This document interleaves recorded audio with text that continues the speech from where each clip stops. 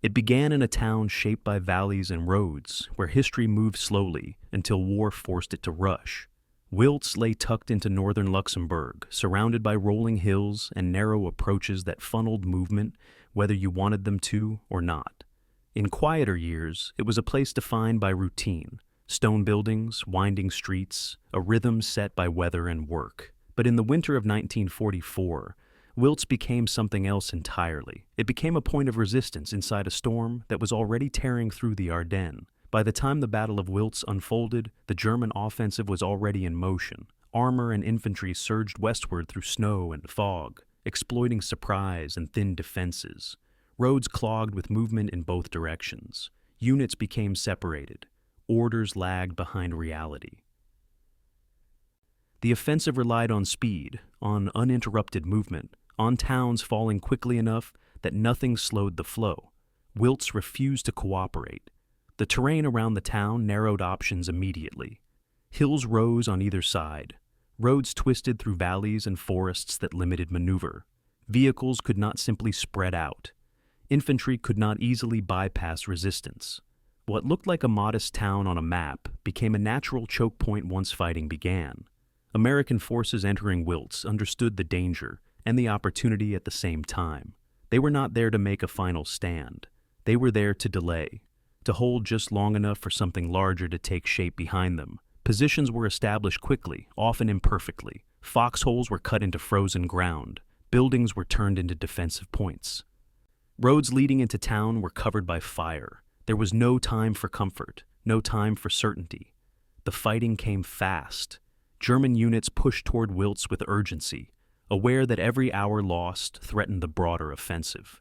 Infantry advanced cautiously at first, then with increasing aggression. Artillery fire slammed into the town, shattering walls and sending stone and glass into the streets. Smoke mixed with winter fog until visibility collapsed into fragments. Wiltz became loud, then confusing, then relentless. Street fighting erupted in tight spaces where distance vanished and reaction time mattered more than planning. Buildings changed hands. Positions were abandoned and retaken. Tanks moved carefully through narrow streets that offered little room to maneuver and plenty of opportunity for ambush. Infantry clung to cover wherever it could be found. The cold pressed in constantly, weapons jammed, hands numbed. Wounded men waited too long for evacuation. Every action required effort far beyond what the body wanted to give. German forces pressed hard, sensing weakness, trying to force the town open before resistance could harden further west. But each push cost time. Each delay rippled outward, roads behind the front filled with stalled vehicles and rerouted columns. Fuel burned without progress. Momentum bled away minute by minute. The defenders knew they could not hold forever. That was never the goal. Holding long enough mattered more than holding at all. Delaying mattered more than surviving intact.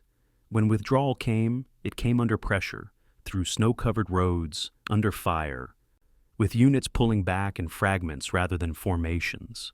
Wiltz was left damaged and burning, another town scarred by a battle it never asked to host. But the delay had already done its work. The German advance beyond Wiltz was slower, less coordinated, more strained. Units that should have been moving west were still fighting east of where they needed to be. The offensive continued, but with less speed, less fuel, and less certainty. Wiltz mattered because it absorbed pressure. It mattered because it forced an attacker to stop when stopping was not part of the plan. It mattered because it turned a timetable into a question mark. The Battle of Wiltz does not appear in bold letters in most histories, but its impact traveled far beyond the town itself. It was one of many small, brutal engagements that together reshaped the course of the Ardennes fighting, not through spectacle, but through resistance applied at exactly the wrong place for an offensive built on momentum. Tonight, we return to that valley town, to the narrow streets and frozen ground, to the soldiers who fought knowing time was their true objective, to Wiltz, where delay became a weapon and endurance carried consequences far beyond the battlefield. If these slower, deeply textured stories help you disconnect from the rush of the present and sit with history at its real pace, consider subscribing, not as a habit, but as a quiet choice to return whenever you want thoughtful stories that do not hurry you along, settle in. This is the Battle of Wiltz, and like so many moments in war, its importance lies in what it delayed, not in what it conquered. December 15th, 1944, 6 o'clock in the evening. The courtyard of Château de Wiltz glows with candles and torchlight as nearly 200 townspeople gather for the St. Nicholas Day celebration. Children dressed as angels sing carols in Luxembourgish, while their mothers serve warm cider from ceramic pitchers. American soldiers from the 28th Infantry Division lean against the medieval stone walls, smoking cigarettes and sharing chocolate bars with curious youngsters who practice their broken English. The war feels distant here, almost forgotten. The castle sits like a guardian over this small town in Luxembourg, its limestone walls reflecting centuries of survival through plague, famine, and conflict. Tonight, those walls witness something precious and fleeting, normalcy in the midst of total war. No one in that courtyard understands that within 24 hours, those same stones will become the last line of defense against the largest German offensive on the Western Front. Wiltz, in December 1944, is home to approximately 1,800 civilians who have lived under occupation, liberation, and now the strange limbo of being a rear-area town in an active war zone. The settlement itself predates most European capitals, established in the 11th century, at the confluence of two rivers, the Clerve and the Wiltz. Geography made it valuable then, and makes it valuable now. The town sits in a natural bowl surrounded by forested hills, with the medieval castle perched 60 meters above the valley floor on a rocky outcrop. 5 major roads converge here like spokes on a wheel, north toward Bastogne, south toward Esch-sur-Sûre, east toward the German border only 8 kilometers away, west toward the heart of liberated Luxembourg. For medieval merchants, this made Wiltz a trading hub. For military planners in 1944, it makes Wiltz a critical junction that whoever controls the roads controls the flow of men and material across southern Belgium and northern Luxembourg. The Americans understand this intellectually, the Germans understand it viscerally. The 28th Infantry Division has claimed the Château de Wiltz as its headquarters, transforming the Great Hall into an operations center where officers study maps by lamplight and radio men maintain contact with forward positions spread across 25 miles of front. The castle's thick walls provide natural protection against artillery, and its elevated position offers clear sightlines across the approaches to town. But the Americans are not here because they expect attack. They are here because someone decided this was a quiet sector where a battered division could rest and absorb replacements after being chewed to pieces in the Hurtgen forest. Roughly 400 American soldiers occupy Wiltz itself, mostly headquarters staff, support personnel, and specialists who would normally be miles behind the fighting. Another few thousand troops from the division hold positions in villages scattered across the forested frontier, but they are spread thin, covering impossible distances with depleted companies. The defensive line here is less a wall than a series of sandbags placed at intervals across an empty beach. Major Milton, a staff officer whose name would later become synonymous with the defense of Wiltz, walks through the St. Nicholas celebration with forced cheer. He exchanges pleasantries with Marie Kiefer, the local school teacher who has become the unofficial liaison between the Americans and the townspeople. She tells him about her students, about how they ask her whether the Americans will stay through Christmas. He promises they will. He believes it. American intelligence has classified this sector as a ghost front, a place where the Germans maintain only token forces because they are too weak to attack and too smart to waste strength on an irrelevant backwater. Patrols report occasional movement across the border, but nothing suggesting offensive preparations. Artillery fire is sporadic, almost polite. Prisoners are few.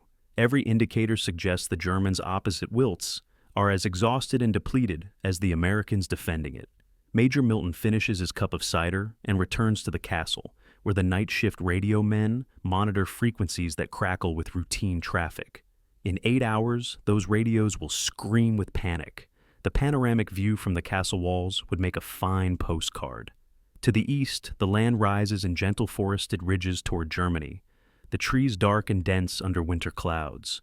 To the north and south, the roads wind through villages whose names most Americans cannot pronounce: Clairvaux, Hosingen, Holzthum, Konstum.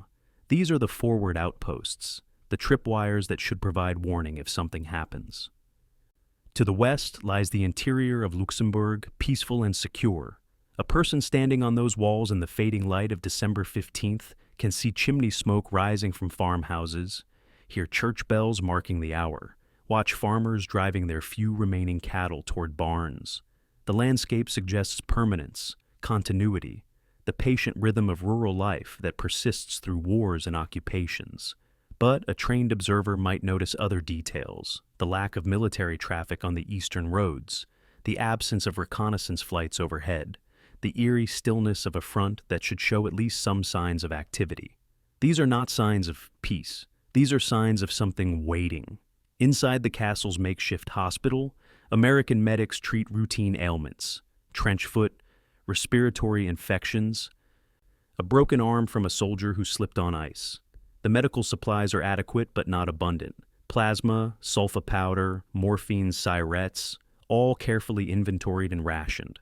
The senior medic, Captain Jack Leach, is a former school teacher from Ohio who enlisted after Pearl Harbor and discovered he had a talent for remaining calm when other men were screaming.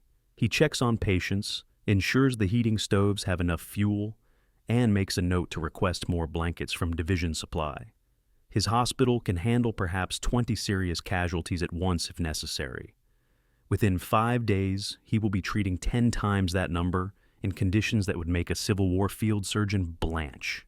Tonight, he plays cards with his staff and loses cheerfully, money none of them expect to spend any time soon. The town's civilians have adapted to occupation and liberation with the resilience of people who have survived variations of both for centuries. They hide their best wine from the soldiers, share their modest meals when asked, and maintain the routines that give structure to life under uncertainty.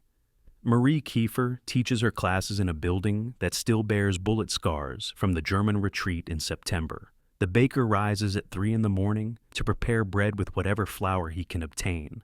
The priest conducts services in Latin to congregations that pray for peace and prepare for Christmas. These people have lived through the German invasion of 1940, 4 years of occupation, liberation by the Americans in September, and now the strange interregnum of being a headquarters town in an active war zone.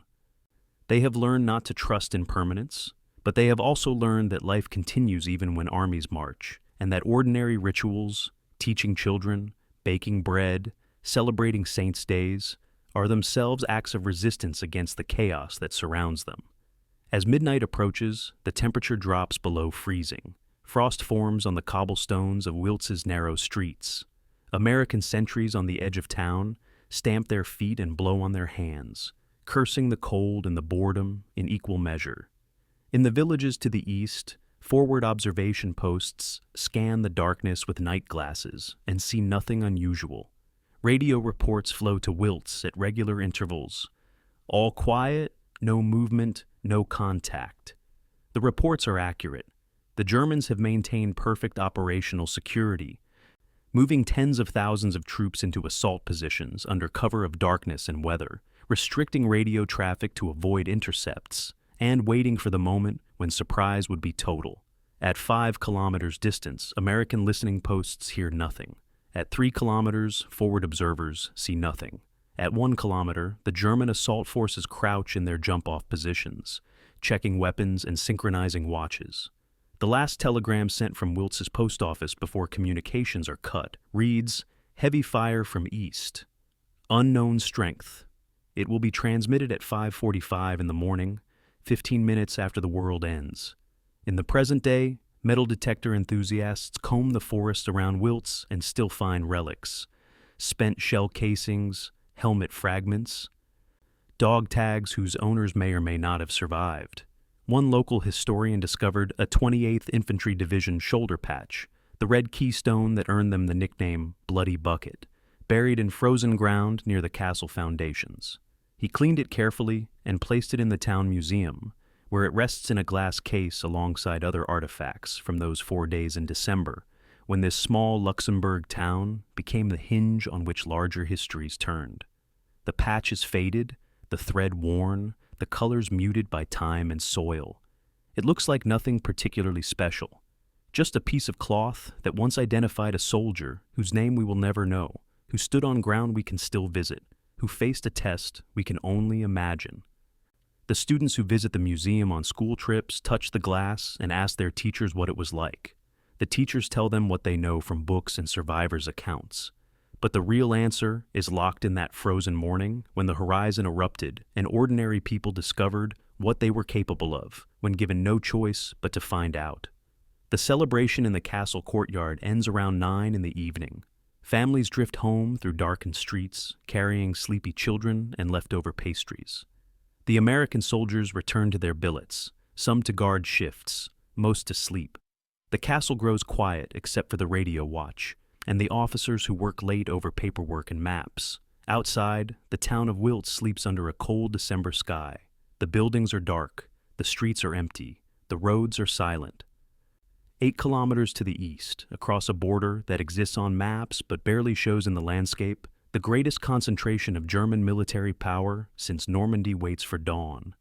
In 6 hours, the world these people know will shatter. In 4 days, this small town will enter the history books, not because anyone planned it that way, but because when the moment came, ordinary people refused to run. The stones of Chateau de Wiltz have witnessed centuries of human drama. They have never witnessed anything like what is about to begin. November 19th, 1944. The Hurtgen Forest, Germany. Private James Sims crouches in a foxhole that is half filled with freezing mud and tries to remember what his feet felt like when they were dry. He is 19 years old, from a farm in Iowa. And 3 days ago, he watched his company commander's head disappear in a spray of red mist when a German shell found the command post. The 28th Infantry Division has been fighting in these cursed woods for 72 hours, attacking German positions that were prepared, fortified, and defended by troops who know every meter of ground.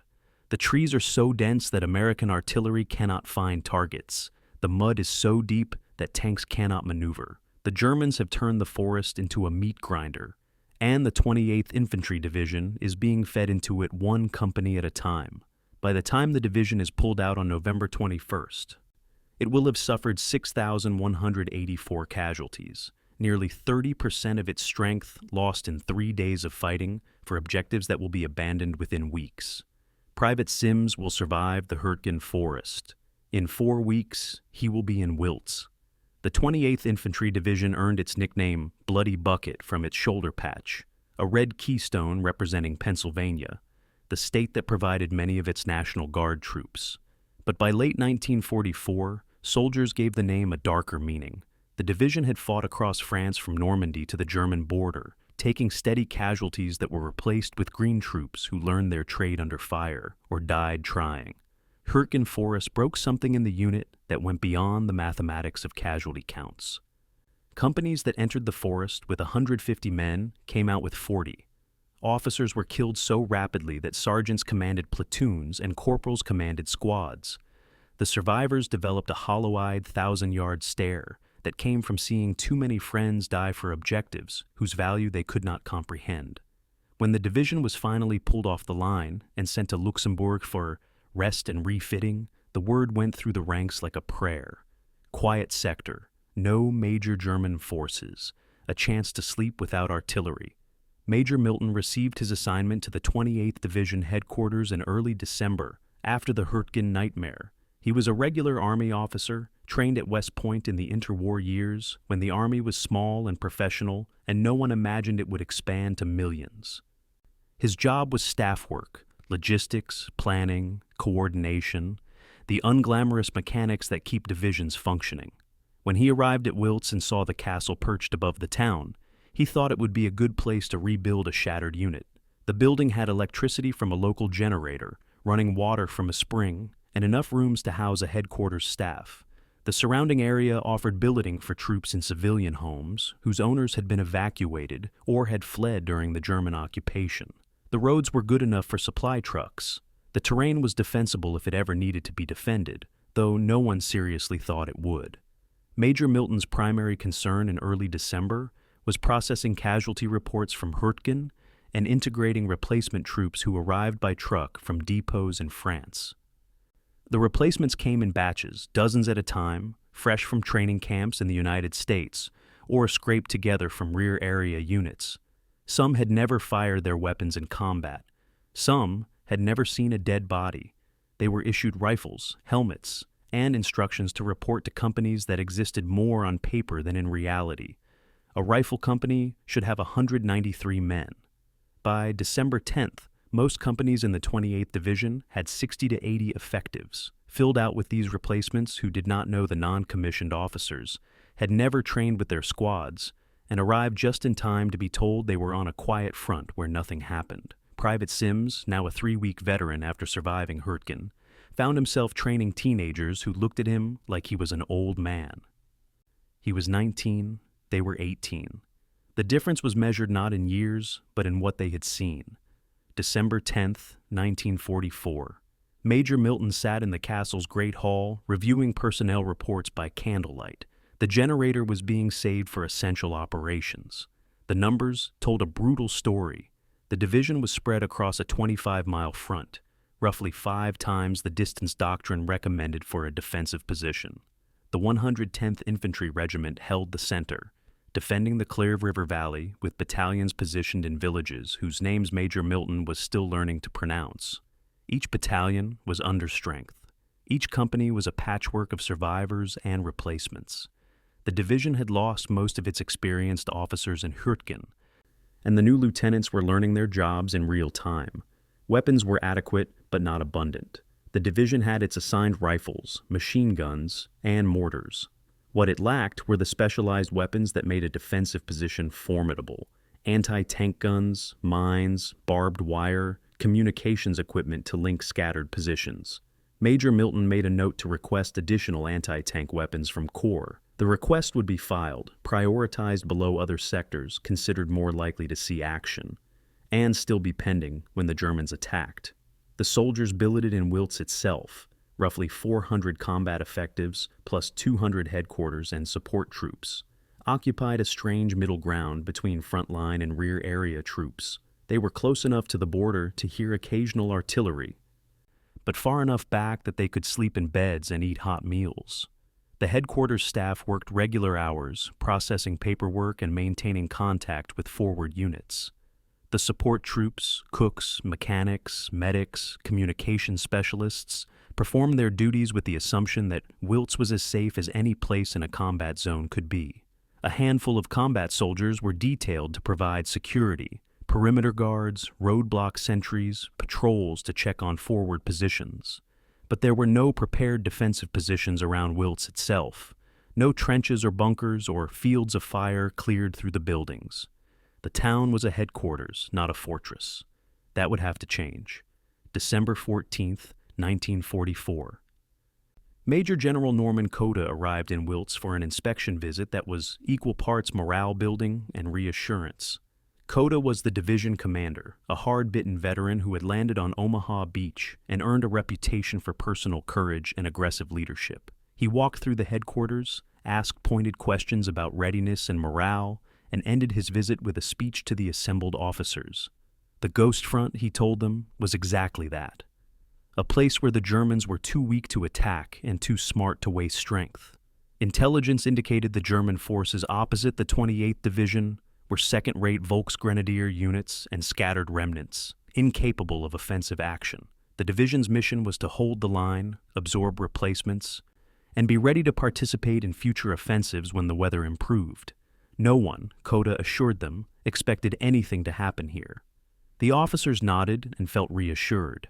Major Milton wanted to believe it, but he had learned in France that when generals promised quiet sectors, soldiers should dig deeper foxholes. The weapons inventory Major Milton reviewed on December 14th would haunt him in the days to come.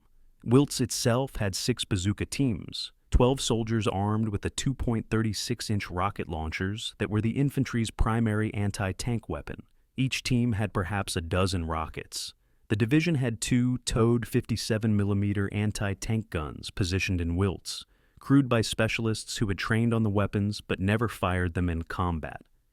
These guns were effective against German tanks if they could achieve flank shots at close range, but their towed carriages made them difficult to reposition once emplaced. The division had mines in its inventory, but not enough to create effective barrier fields across all approaches. Barbed wire was scarce. Communications wire existed, but had not been laid extensively because no one expected to need a layered defensive network. The castle itself had no prepared firing positions in its medieval walls, no interlocking fields of fire established from its windows, no plan for using the structure as a strong point because that was not what headquarters buildings were designed to be. Private Sims spent December 14th writing a letter home to his parents in Iowa. He told them about the town, about the friendly civilians, about how he was finally somewhere quiet where he could sleep through the night without artillery. He described the castle, which seemed to him like something from a storybook, all stone walls and towers and narrow staircases. He told them not to worry, that the war was winding down, that he might be home by next Christmas if not sooner. He signed the letter, "Your son, Jim," sealed it in an envelope, and left it on his bunk to mail the next time a supply truck went back to division rear. The letter would be found 4 days later by a medic searching through abandoned billets for medical supplies. The medic would mail it, and Private Sims's parents would receive it in January, 2 weeks after receiving the telegram, informing them that their son was missing in action. The letter offered no explanation, no hint of what was coming. It was simply the last words of a teenager who believed the worst was behind him. The castle at night was a place of contrasts. In the operations room, officers studied maps under electric lights powered by the generator, tracking the positions of battalions and companies spread across the frontier. In the communications room, radio men maintained contact with forward positions through a network that required constant maintenance and occasional improvisation. In the makeshift hospital, medics played cards and told stories and tried not to think about Hurtgen. In the billets scattered through town, soldiers slept or cleaned weapons or wrote letters, or simply sat and smoked and enjoyed the luxury of not being shot at. The civilians of Wiltz moved through their evenings with practiced discretion, avoiding the Americans when possible, cooperating when necessary, and maintaining the routines that had sustained them through years of occupation and war. Two groups of people, sharing the same space, connected by proximity, but separated by language and purpose and the vast gulf between those who fight wars and those who endure them. In 48 hours, that separation would disappear. December 10th, 1944. A concrete bunker complex near Bitburg, Germany.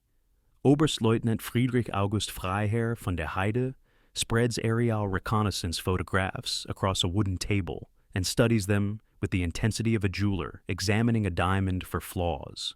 The photographs show the Luxembourg frontier from German positions looking west. Roads, villages, American positions marked by the telltale signs of recent occupation. Von der Heide is a paratroop officer, a professional soldier from an aristocratic Bavarian family, a veteran of Crete and Russia who understands how battles are won and lost in the hours before the first shot is fired. He is studying Wiltz. The photographs show the castle clearly, its medieval walls distinctive against the surrounding town. They show the road junctions, the approaches, the terrain. What they do not show clearly is the strength of American defenses, and that uncertainty troubles him more than he admits to his staff. The Americans are weak here. German intelligence has confirmed it through prisoner interrogations, radio intercepts, and weeks of careful observation. But weak does not mean helpless, and von der Heide has seen weak forces in strong positions defeat larger attacks through determination and terrain. The plan taking shape in the final months of 1944 is Hitler's last gamble in the West, a massive armored offensive through the Ardennes designed to split the Allied armies, capture the port of Antwerp, and force the Western powers to negotiate a separate peace. The offensive requires speed, surprise, and the seizure of key road junctions before American reinforcements can react. Bastogne is the critical objective, the hub where roads converge like arteries in a body. But Bastogne cannot be isolated if the Americans control Wiltz, 8 kilometers to the southeast. Wiltz is the southern shoulder, the hinge that must be broken to allow German forces to swing north toward Bastogne while protecting their flank from American counterattacks. The 7th Army, tasked with the southern shoulder, has assigned the 5th Fallschirmjäger Division 16,000 paratroopers who are elite in name, if not entirely in training, to capture Wiltz and open the roads. The timetable allows 36 hours. Von der Heide thinks that is optimistic. November 25th, 1944. The Eagle's Nest, Hitler's mountain retreat in Bavaria. The Führer stands over a map table, stabbing his finger at the Luxembourg frontier, where a red line marks the American 28th Infantry Division's positions. "Here," he says to the assembled generals, "the Americans are weakest here. They are spread across impossible distances with battered divisions. We will break through here, and they will collapse." The generals nod because one does not disagree with Hitler in late 1944. When the regime's survival depends on fanatical belief overcoming material reality. But some of them have seen the intelligence reports, and they know that weak is a relative term. The Americans may be stretched thin, but they have radios, artillery, air support when weather permits, and a logistics system that can reinforce threatened sectors faster than German planners account for. The plan assumes rapid breakthrough and exploitation before American reserves arrive. It assumes the Americans will panic and retreat. It assumes a great many things that depend on the Americans cooperating by doing what German planners expect. December 12th, 1944. German forward observers occupy positions in the hills east of Wiltz, close enough to watch American movements through field glasses. They count trucks, track patrol patterns, and note the absence of extensive fortification work. The reports they send back confirm what intelligence already believes. Wiltz is held by a skeleton garrison, mostly headquarters and support troops, with minimal anti-tank capability and no apparent expectation of attack. One observer notes in his report that the castle would be an excellent defensive position if properly prepared, but shows no sign of preparation beyond routine security.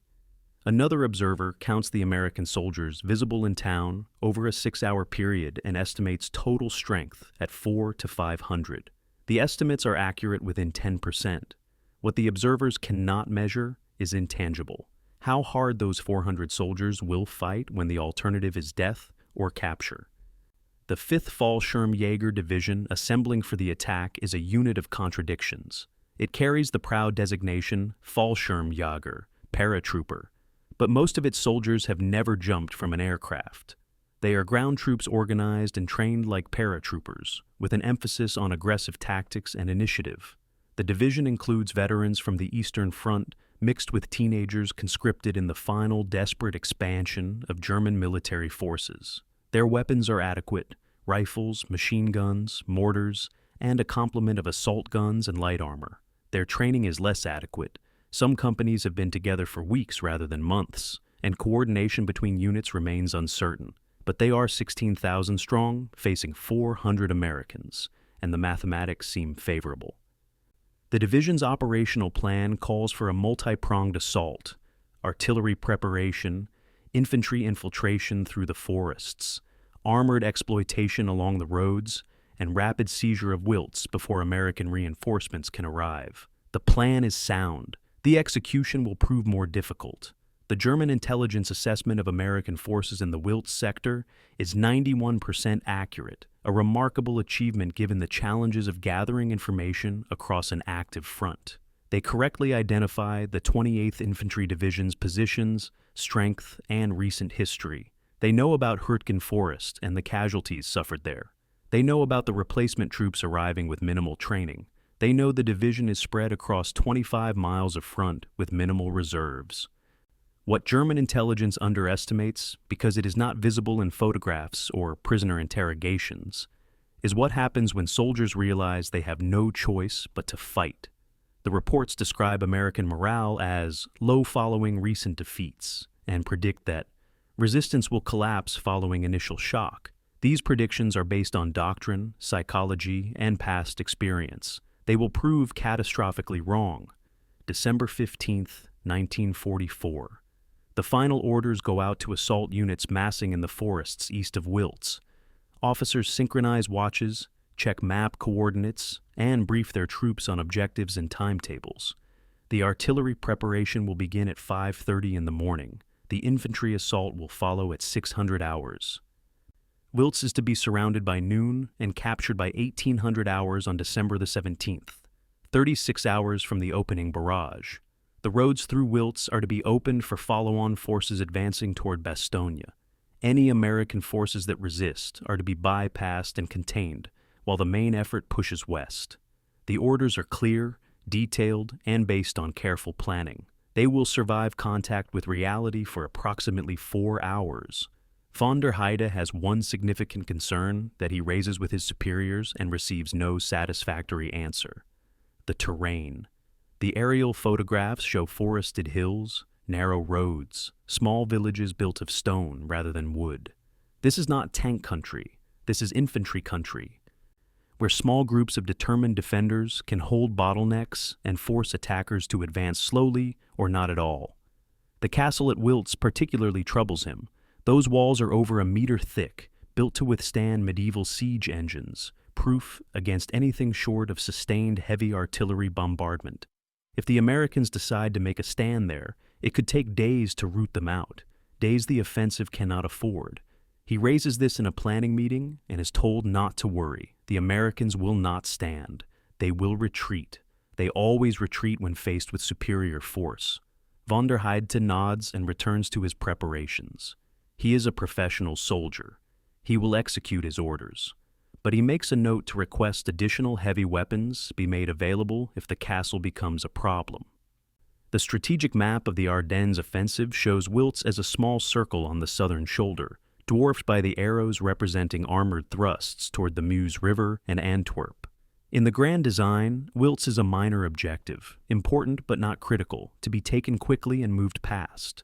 The planners in Berlin who designed the offensive understand that battles are won by mass and momentum, by concentrating overwhelming force at decisive points and exploiting success before the enemy can react. Wiltz fits into this vision as a supporting objective, necessary but not determinative. What the planners fail to account for is friction, the universal tendency of military plans to break down when confronted with reality. A delay of 6 hours at Wiltz might seem trivial on a map showing operations across hundreds of kilometers. But 6 hours allows American reinforcements to dig in at Bastogne. 12 hours allows corps reserves to move forward. 24 hours allows a counteroffensive to form. 72 hours, the delay that Wiltz will ultimately impose, transforms the entire operational timeline. December 15th, 1000 hours. The final intelligence summary reaches von der Heide's headquarters. American strength in Wiltz: 400 troops, minimal anti-tank capability, no significant armor, low morale following recent combat. Estimated time to capture, 24 to 36 hours. Expected resistance, light to moderate, collapsing after initial assault. Weather forecast: overcast with fog, preventing Allied air support. All factors favorable. Von der Heide reads the summary, signs it, and files it with the operational orders. In 4 days, when he is surveying the rubble of Wiltz and counting casualties that exceed every estimate, he will take that summary from his files and burn it, not in anger, in respect, because the Americans he is about to face will prove that courage and terrain can defeat mathematics, that desperate men in strong positions can impose costs that careful planning cannot anticipate, and that some fights are worth having, even when the outcome seems inevitable. The Ghost Front is about to become very real. December 16th, 1944, 5:28 in the morning. Private First Class Warner Holzinger huddles in a forward observation post outside Hosingen, 5 kilometers east of Wiltz, watching the darkness through binoculars and seeing nothing but trees. He is 22 years old, from Milwaukee, and he has been on guard duty for 3 hours in temperatures just above freezing. His feet are numb. His hands ache. He is thinking about coffee and breakfast and how much longer until he can wake his relief and crawl into a sleeping bag. Then the eastern horizon erupts in light, not sunrise. Artillery. Hundreds of muzzle flashes blinking like fireflies across kilometers of front. So many that the individual flashes merge into a continuous flickering glow. Holzinger has perhaps 2 seconds to process what he is seeing before the first shells arrive. The sound reaches him before the explosions. a freight train roar building to a scream. He throws himself flat in the foxhole an instant before the world becomes noise and fire and flying dirt. The German artillery preparation that opens the Battle of the Bulge employs approximately 1,900 guns firing along an 80-kilometer front. The concentration opposite Wiltz is lighter than in other sectors, perhaps 200 guns, but still represents a density of firepower that the Americans have not experienced since Normandy. The first shells are ranging shots, adjustments, then the full barrage begins. High explosive shells designed to destroy buildings and fortifications, airbursts designed to kill soldiers in open positions, smoke shells to blind observation posts and disrupt communications. The bombardment follows a careful pattern. Forward positions first, then communication nodes, then suspected headquarters locations. The Germans have had weeks to map American positions and plan their fire. The shells arrive with methodical precision. Hosingen, where Holzinger crouches in his rapidly disintegrating foxhole, receives approximately 300 shells in the first 15 minutes. The village, home to perhaps 200 civilians and 50 American soldiers, ceases to exist as an organized defensive position before the sun rises. 5:45 in the morning. In Wiltz, 8 kilometers west of Hosingen, Major Milton jolts awake in his quarters in the castle. He thinks at first that he is hearing thunder, a winter storm rolling across the hills. Then training and experience override sleepiness, and he recognizes the sound of sustained artillery fire, heavy and continuous, coming from the east. He is pulling on his boots when the field telephone rings.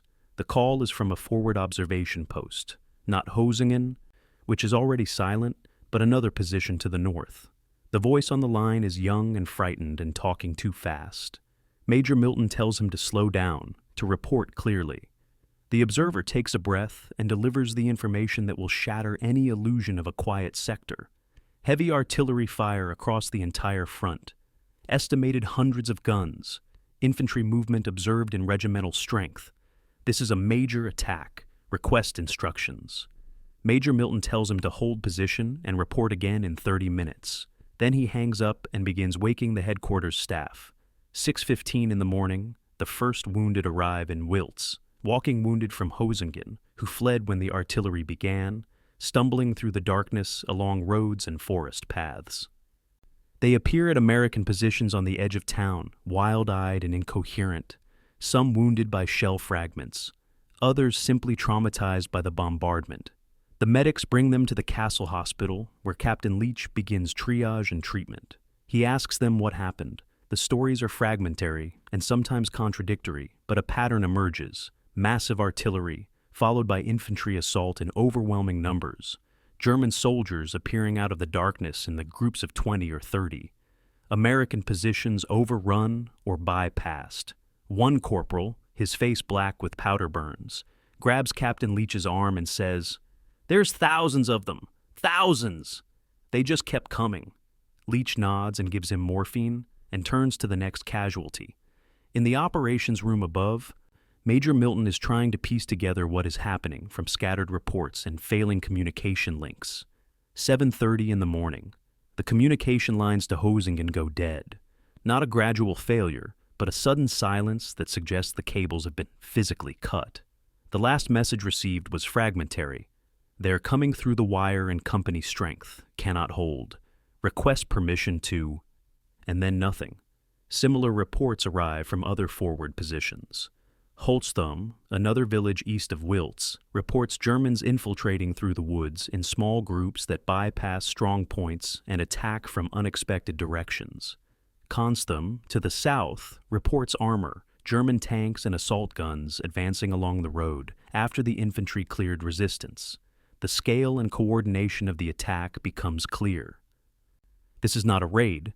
This is not a local spoiling attack. This is a full offensive employing multiple divisions across a broad front. And Wiltz, the quiet headquarters town, sits directly in the path, 900 hours. In his command post, Major Milton updates the situation map with red pencil marks showing German advances. The forward villages are either overrun or cut off. Communication with battalion headquarters to the north is intermittent. Division headquarters further back has ordered all units to hold in place and conduct mobile defense, military language meaning retreat only when absolutely necessary, and make the Germans pay for every meter. But Major Milton can see the mathematics developing. The 28th Division is facing German forces that outnumber it perhaps 3 or 4 to 1, attacking with artillery and armor that the Americans cannot match. The division can delay the German advance. It cannot stop it. The question becomes how much delay is worth how much sacrifice. And for Wiltz specifically, the question becomes whether the 400 soldiers and 200 support troops in this town should attempt to hold or should evacuate while the roads remain open. The German advance in the opening hours moves with the momentum of careful planning, meeting surprised opposition. The artillery bombardment stuns and disorganizes American forward positions. The infantry assault exploits gaps and weak points, bypassing resistance where possible and overwhelming it where necessary. But the advance is not as fast as the timetable requires. The terrain slows everything. The forests are dense, the roads are narrow, and the Americans, though surprised and outnumbered, are fighting back from prepared positions in stone buildings that require time and casualties to clear. By 900 hours, German forces have advanced approximately 3 kilometers from their start line. The timetable called for 6 kilometers. The difference seems small, but in the calculus of operational planning, where objectives must be reached before the enemy can react, 3 hours of delay can cascade into larger failures. Private Holtzinger survives the bombardment at Hosingen by staying flat in his foxhole and being extraordinarily lucky. When the shells stop falling and he raises his head, he sees Germans advancing through the smoke, infantry in field gray, moving in short rushes from cover to cover with the practiced movements of trained soldiers. He fires his rifle twice before his squad leader grabs him and shouts that they are pulling back. Holtzinger and 5 other survivors retreat through the shattered village, past burning buildings and dead civilians, and an American jeep that is somehow still intact but empty. They make their way west along a forest trail, avoiding the roads where German armor is advancing, moving through morning fog that hides them, but also disorients them. They reach Wiltz at 1100 hours, exhausted and terrified, and bearing witness to what is coming. By noon on December 16th, the situation has clarified into a nightmare. The entire frontier from the German border to Wiltz is collapsing. American forward positions are being overrun or encircled. Communication lines are cut. German forces are advancing on multiple axes with strength that dwarfs American defensive capabilities. The 28th Division, spread across 25 miles and already weakened by Hürtgen Forest, is being shattered in detail. And Wiltz, the division headquarters, suddenly finds itself not in the rear area, but directly in the path of a German offensive whose scale is only beginning to be understood. Major Milton stands in the operations room and makes a series of decisions that will define the next 4 days. He orders all non-essential personnel to prepare for evacuation. He orders combat troops to establish defensive positions around the town perimeter. He orders engineers to prepare demolitions on the bridges east of town. And he sends a message to division headquarters that is both a situation report and a request for guidance. Wiltz under threat of encirclement. Estimate German regimental strength advancing from east. Request permission to withdraw or orders to hold. The response will take hours to arrive. By then, the question will have answered itself. The civilians of Wiltz wake to the sound of distant artillery and rumors spreading through the town like fire. Marie Kiefer, the schoolteacher who celebrated St. Nicholas with American soldiers 2 nights ago, walks through streets where people gather in small groups exchanging information and speculation. The Americans are packing trucks. The wounded are arriving. The sound of guns grows closer. She finds Major Milton in the castle and asks the question that everyone wants answered. Should the civilians evacuate? He looks at her and sees fear and determination in equal measure. He tells her the truth. The roads may not stay open much longer, and anyone who wants to leave should do so immediately. But he cannot promise they will be safer on the roads than in the town. She asks if the Americans will stay. He tells her he does not know yet. But if they stay, she and the civilians will be caught in whatever happens next. She thanks him and returns to the townspeople to deliver the impossible choice that war imposes on those who did not ask for it. December the 16th, 1944. 2 o'clock in the afternoon. Captain Jack Leach stands beside a convoy of 15 ambulances idling in front of Chateau de Wiltz. Their engines running and their beds filled with 60 wounded soldiers who need evacuation to rear area hospitals. The plan is straightforward. Drive north to Bastogne, 20 kilometers through what should be secure territory, deliver the wounded to medical facilities there, and return before dark. Leach has driven this route a dozen times in the past month. He knows every turn, every village, every place where the road narrows through forest. He climbs into the lead ambulance and signals the convoy to move. The vehicles pull out of Wiltz's central square and turn north onto the Bastogne road, leaving behind a town that is rapidly preparing for siege. Leach has no idea that in 45 minutes he will be fighting for his life at a roadblock that did not exist this morning. The convoy moves through Wiltz's outskirts without incident. The roads are crowded with civilian refugees moving in both directions, some fleeing toward Bastogne, others retreating to Wiltz in search of American protection.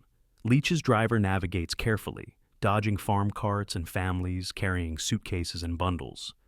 The ambulances pass through the last checkpoint on Wiltz's northern edge and enter open country where the road runs through rolling farmland before climbing into forested hills. The visibility is poor. Heavy clouds and patches of fog obscure the landscape beyond a few hundred meters, but the road itself is clear. The ambulances maintain good spacing, and Leach begins to think they will make the run to Bastogne without incident. Then the lead ambulance rounds a curve, and he sees what should not be there: a German armored car blocking the road at Eschweiler, 6 kilometers north of Wiltz, 2:45 in the afternoon. The German roadblock is hasty but effective. The armored car parked sideways across the road, dismounted infantry taking cover in the ditches on both sides. Leach's driver slams on the brakes, and the ambulance skids to a stop 50 meters from the Germans. For perhaps 5 seconds, both sides stare at each other in mutual surprise. Then a German soldier stands and raises his rifle. Leach makes a decision that will save most of his wounded, but cost several lives. He shouts for the driver to reverse, throws himself into the back of the ambulance, and tells the wounded to get down. The Germans open fire as the ambulances begin a desperate backward retreat down the road they just traveled. Bullets punch through sheet metal, glass shatters. A tire blows on the third ambulance and it slews sideways, blocking the road behind it. The convoy becomes a chaos of reversing vehicles, wounded men screaming, and medics trying to return fire with the few rifles they carry. The engagement at Eschweiler lasts perhaps 15 minutes, but feels eternal to the men caught in it. 2 ambulances are destroyed by German fire, 7 wounded soldiers are killed. The convoy abandons the disabled vehicles and continues its reverse movement down the road toward Wiltz, pursued by German machine gun fire until they are out of range. Captain Leach's ambulance makes it back to town, with bullet holes in 3 of 4 sides, but no casualties among the wounded it carries. The other ambulances straggle in over the next 30 minutes, some with additional wounded from the ambush itself. Leach delivers a report to Major Milton that transforms the tactical situation. The northern road is cut, Wiltz is partially encircled, and German forces are closer and more mobile than anyone estimated. Major Milton takes the information and walks to the operations map, where he marks the northern road with a red X. 400 hours in the afternoon. Reports arrive of German forces blocking the western road at Incherange. A patrol sent to verify returns with visual confirmation. German armored cars and infantry have established a roadblock similar to the one at Eschweiler, cutting the road toward interior Luxembourg. Major Milton sends another patrol south along the road to Esch-sur-Sûre. They return at 5:15 with the news that this route too is interdicted by German positions. One by one, the escape routes are closing. The roads that brought supplies and reinforcements to Wiltz are becoming German-controlled corridors that trap anyone who tries to use them. By 5:30, only the southeastern road remains potentially open, but it leads directly toward German positions, and no one seriously considers it a viable evacuation route. 600 hours. As darkness falls on December 16th, Major Milton stands in the operations room with his staff officers and stares at the map of Wiltz, showing all 5 major roads marked with red X's. A radio man breaks the silence with the announcement that has become inevitable. "Sir, we're surrounded." The statement is not entirely accurate. German forces have established a loose cordon rather than a continuous siege line. But for practical purposes, the result is the same. Wiltz cannot be reinforced. Wiltz cannot be resupplied except by airdrop, which requires air superiority that does not exist in the overcast December weather.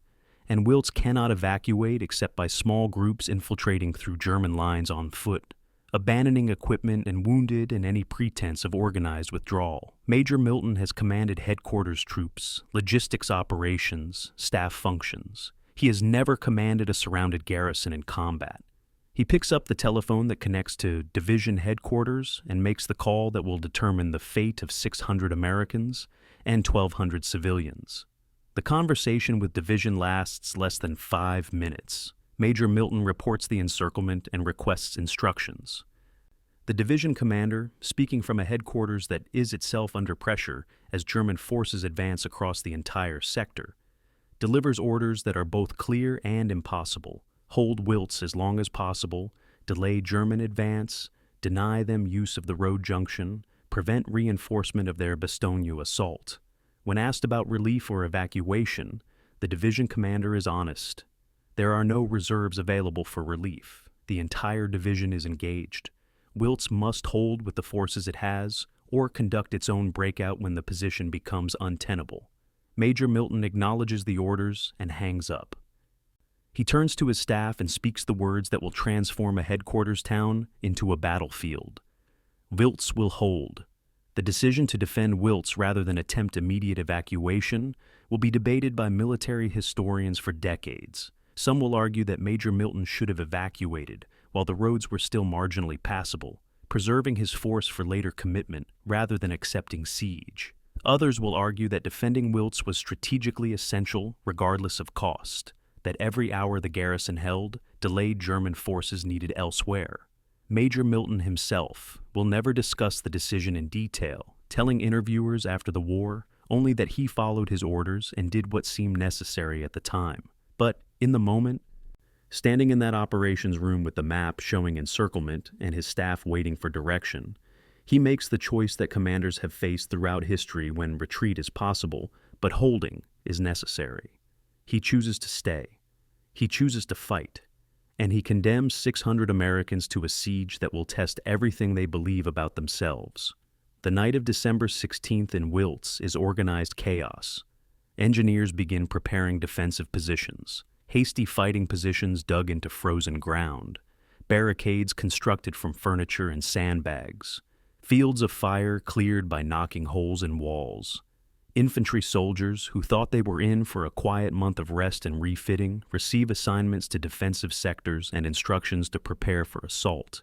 Support troops, cooks, clerks, mechanics, are issued rifles and assigned positions in the reserve. The castle itself becomes the strong point, its medieval walls suddenly relevant again after centuries of obsolescence. And throughout the night, American soldiers work by flashlight and moonlight to transform a headquarters town into a fortress, knowing that when dawn comes, they will face an enemy whose strength they can only guess at. Private Sims, the Iowa farm boy who survived Hurtgen Forest, finds himself assigned to the eastern sector where the first German assault is expected. He digs a fighting position behind a stone wall, fills sandbags, and arranges his ammunition where he can reach it quickly. Another soldier works beside him, a replacement who arrived 3 days ago and whose name Sims cannot remember. They do not talk much. There is not much to say. Around them, Wiltz prepares for morning with the grim efficiency of people who understand that preparation may be futile but is still necessary. The civilians huddle in basements and cellars, listening to American soldiers fortifying positions above them, trying to decide whether to stay or attempt flight in darkness through German lines. Some will choose to run. Most will stay. And when morning comes, when the artillery begins and the assault starts, all of them, soldiers and civilians, Americans and Luxembourgers, will discover what it means to be in a place where the war has decided to make a stand. Captain Leach converts the castle's great hall into an expanded hospital, clearing furniture and laying out medical supplies with the methodical care of a surgeon preparing for a complex operation. He has plasma for perhaps 50 casualties, morphine for perhaps 100, bandages, sulfa powder, surgical instruments, all inventoried and arranged. He knows the supplies will not last if the siege becomes prolonged. He knows that wounded soldiers require evacuation to rear hospitals for survival, and evacuation is no longer possible. He does not share these thoughts with his staff. Instead, he assigns them to prepare beds, sterilize instruments, and organize a triage system for the casualties that are coming. Medicine in siege warfare becomes a mathematics of choosing who to save and who to make comfortable while they die. Captain Leash has read about this in medical school. Now he will practice it. The final act before midnight is Major Milton's conference with his company commanders and senior sergeants. He briefs them on the situation without false optimism. They are surrounded, outnumbered, and cannot expect relief or resupply. Their mission is to hold Wiltz and deny the Germans use of the road junction for as long as possible. He does not know how long Division expects them to hold. He does not know if holding matters strategically or if they are simply being sacrificed to buy time for decisions made at levels far above battalion command. What he knows is that 600 Americans are about to face perhaps 10,000 Germans in a battle where survival is unlikely and victory is impossible. He asks if there are questions. A lieutenant raises his hand and asks the question that everyone is thinking. "Sir, what happens if we run out of ammunition?" Major Milton looks at him and gives the only honest answer possible. "Then we use bayonets." The meeting ends. The officers return to their positions, and Wiltz waits for dawn. December 16th, 1944, 8 o'clock in the evening. The Great Hall of Château de Wiltz, built in 1631 as a residence for Luxembourg nobility, now serves as Major Milton's command conference room. 20 officers crowd around a table improvised from doors laid across sawhorses, studying a map of Wiltz illuminated by kerosene lanterns that cast dancing shadows on medieval stone walls. The generator has been shut down to conserve fuel. Outside, soldiers dig fighting positions in frozen ground, while civilians huddle in cellars and wait for morning. Major Milton spreads his hands on the map and speaks the words that will define the next 4 days. We hold here, we dig in, we make them pay for every meter. The officers exchange glances, some nod, some simply stare at the map. All of them understand what has just been decided. The transformation of Wiltz from headquarters town to fortress begins immediately and continues through the night of December 16th into the morning of December the 17th. Sergeant Joseph McAllister, a regular Army NCO who landed at Normandy and fought across France, takes charge of the physical preparations with the efficiency of a man who has constructed defensive positions under fire before. He walks the perimeter of the town with a combat engineer, identifying strong points and kill zones and fields of fire. The castle itself becomes the citadel, the final defensive position if everything else falls. But McAllister understands that defending only the castle would surrender the town and allow Germans to bring artillery to point-blank range. The defense must be layered, concentric rings that force attackers to fight for every building and pay for every advance. The castle walls present both opportunity and challenge. They are 1.2 meters thick, constructed of limestone blocks that have weathered 300 years of weather and war. Medieval craftsmen built these walls to withstand catapults and battering rams. Modern military engineers recognize they will also withstand rifle fire and shell fragments, though sustained heavy artillery could eventually reduce them to rubble. But the walls were not designed for modern firearms. They have no firing ports at ground level, no prepared positions for machine guns, no interlocking fields of fire. Sergeant McAllister's solution is brutal and effective. Use sledgehammers and pickaxes to hack firing positions into the base of the walls, creating crude loopholes that mimic medieval arrow slits, but sized for M1 rifles and Browning automatic rifles. Soldiers work through the night, the sound of metal on stone echoing across the town while German forces close the encirclement. December the 17th, 4 o'clock in the morning. The two precious 57mm anti-tank guns are repositioned from their original placement to cover the most likely armor approaches.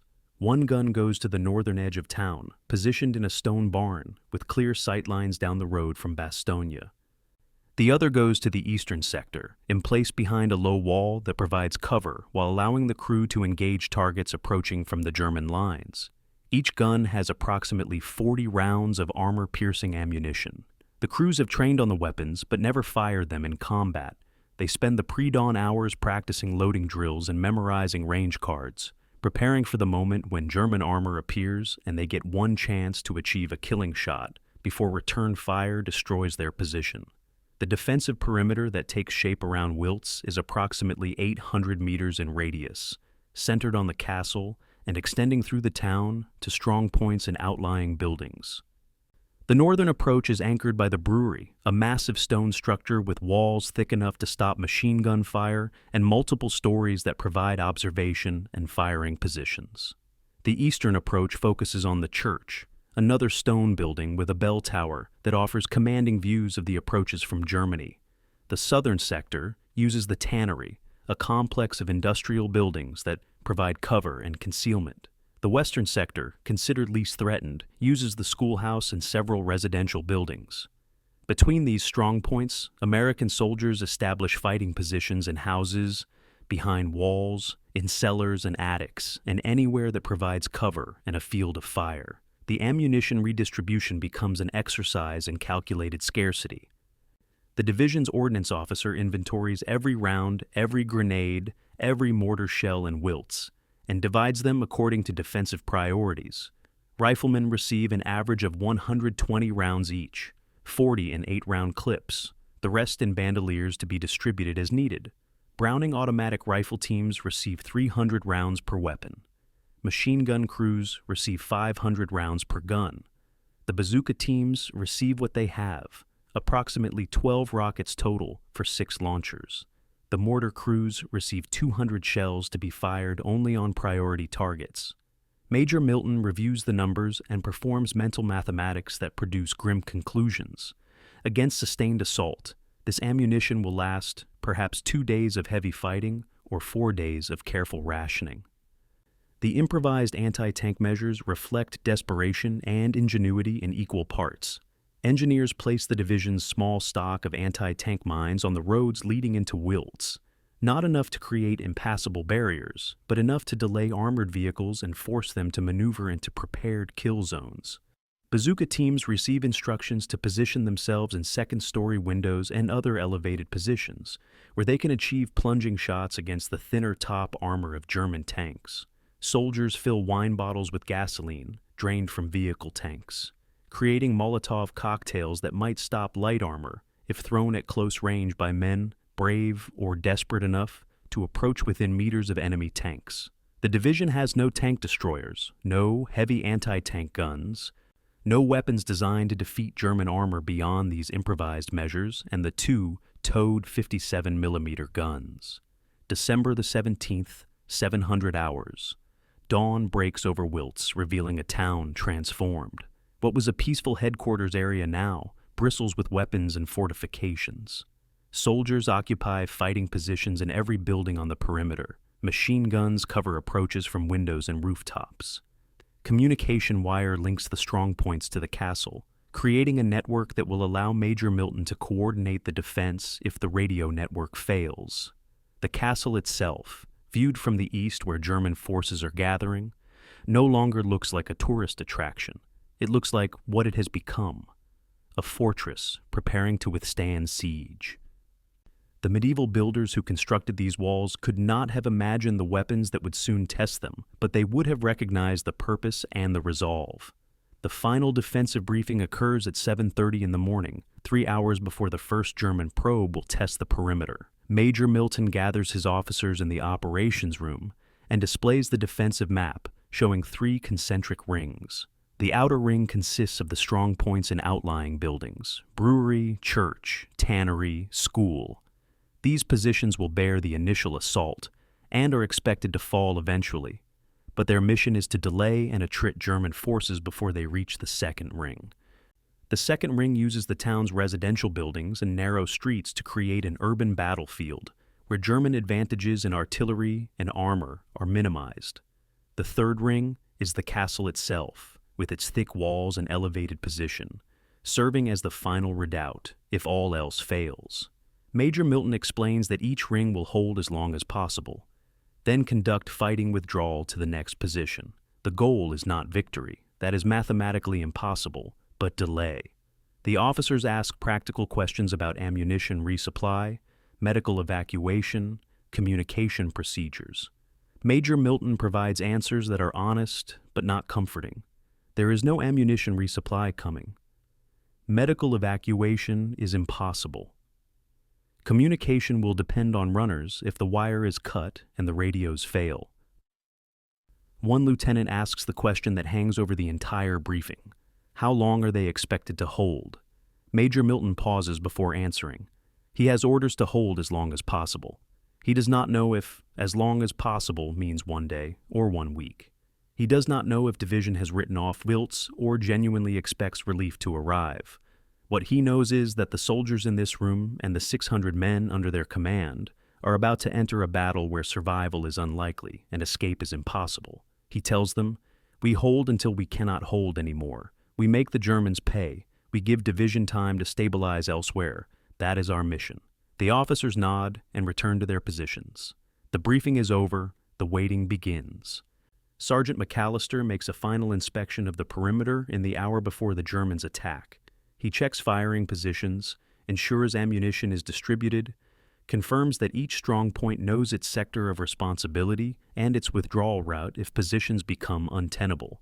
He finds soldiers who are terrified and soldiers who are calm, and soldiers who oscillate between both states moment by moment.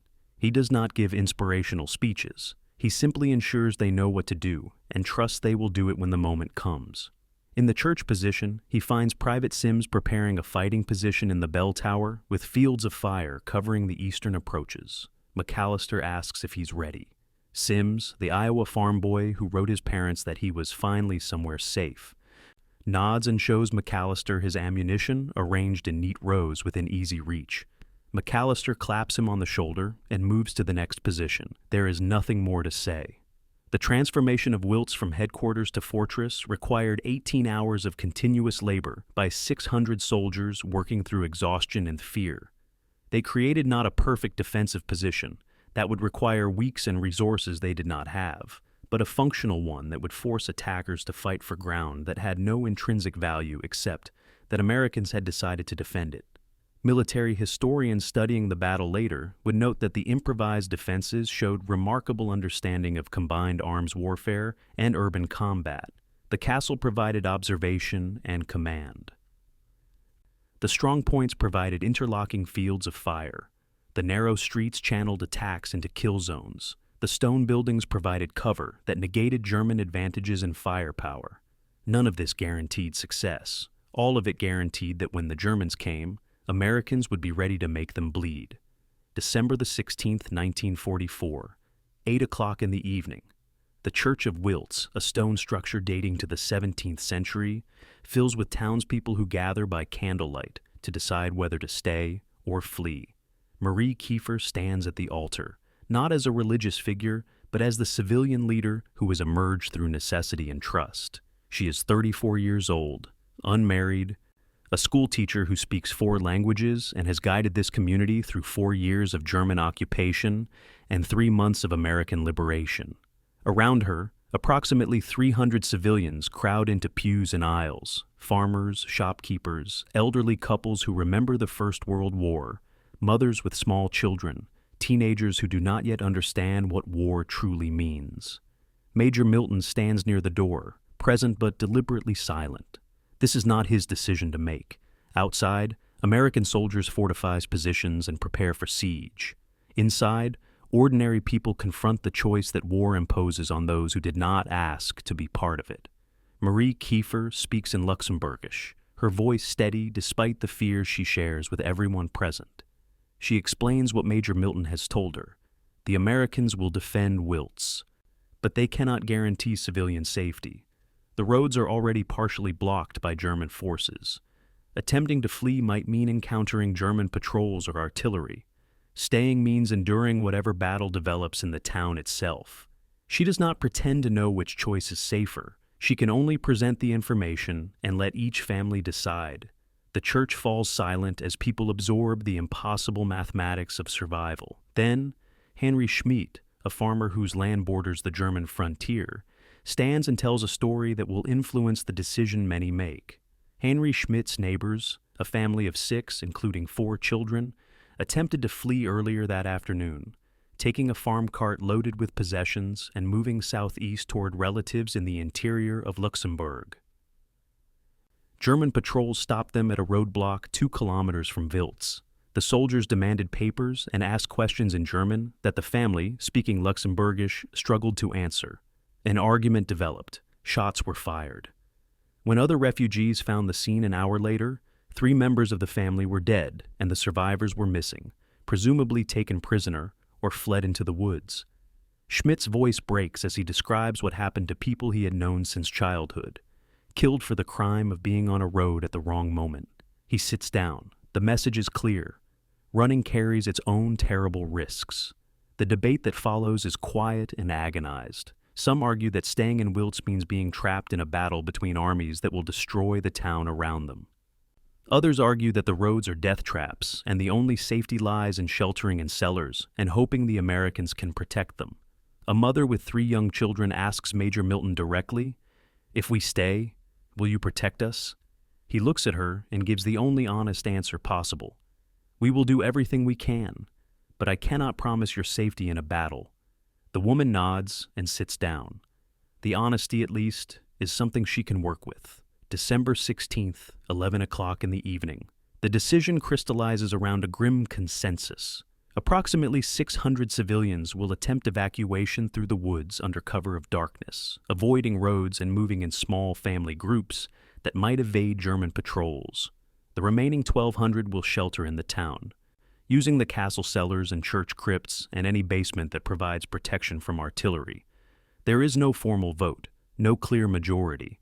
Families make their own decisions based on calculations that mix hope and fear in proportions that vary from person to person. Marie Kiefer announces she will stay. She is responsible for the school, for the students whose parents have entrusted them to her care. She cannot abandon that responsibility by fleeing into the darkness.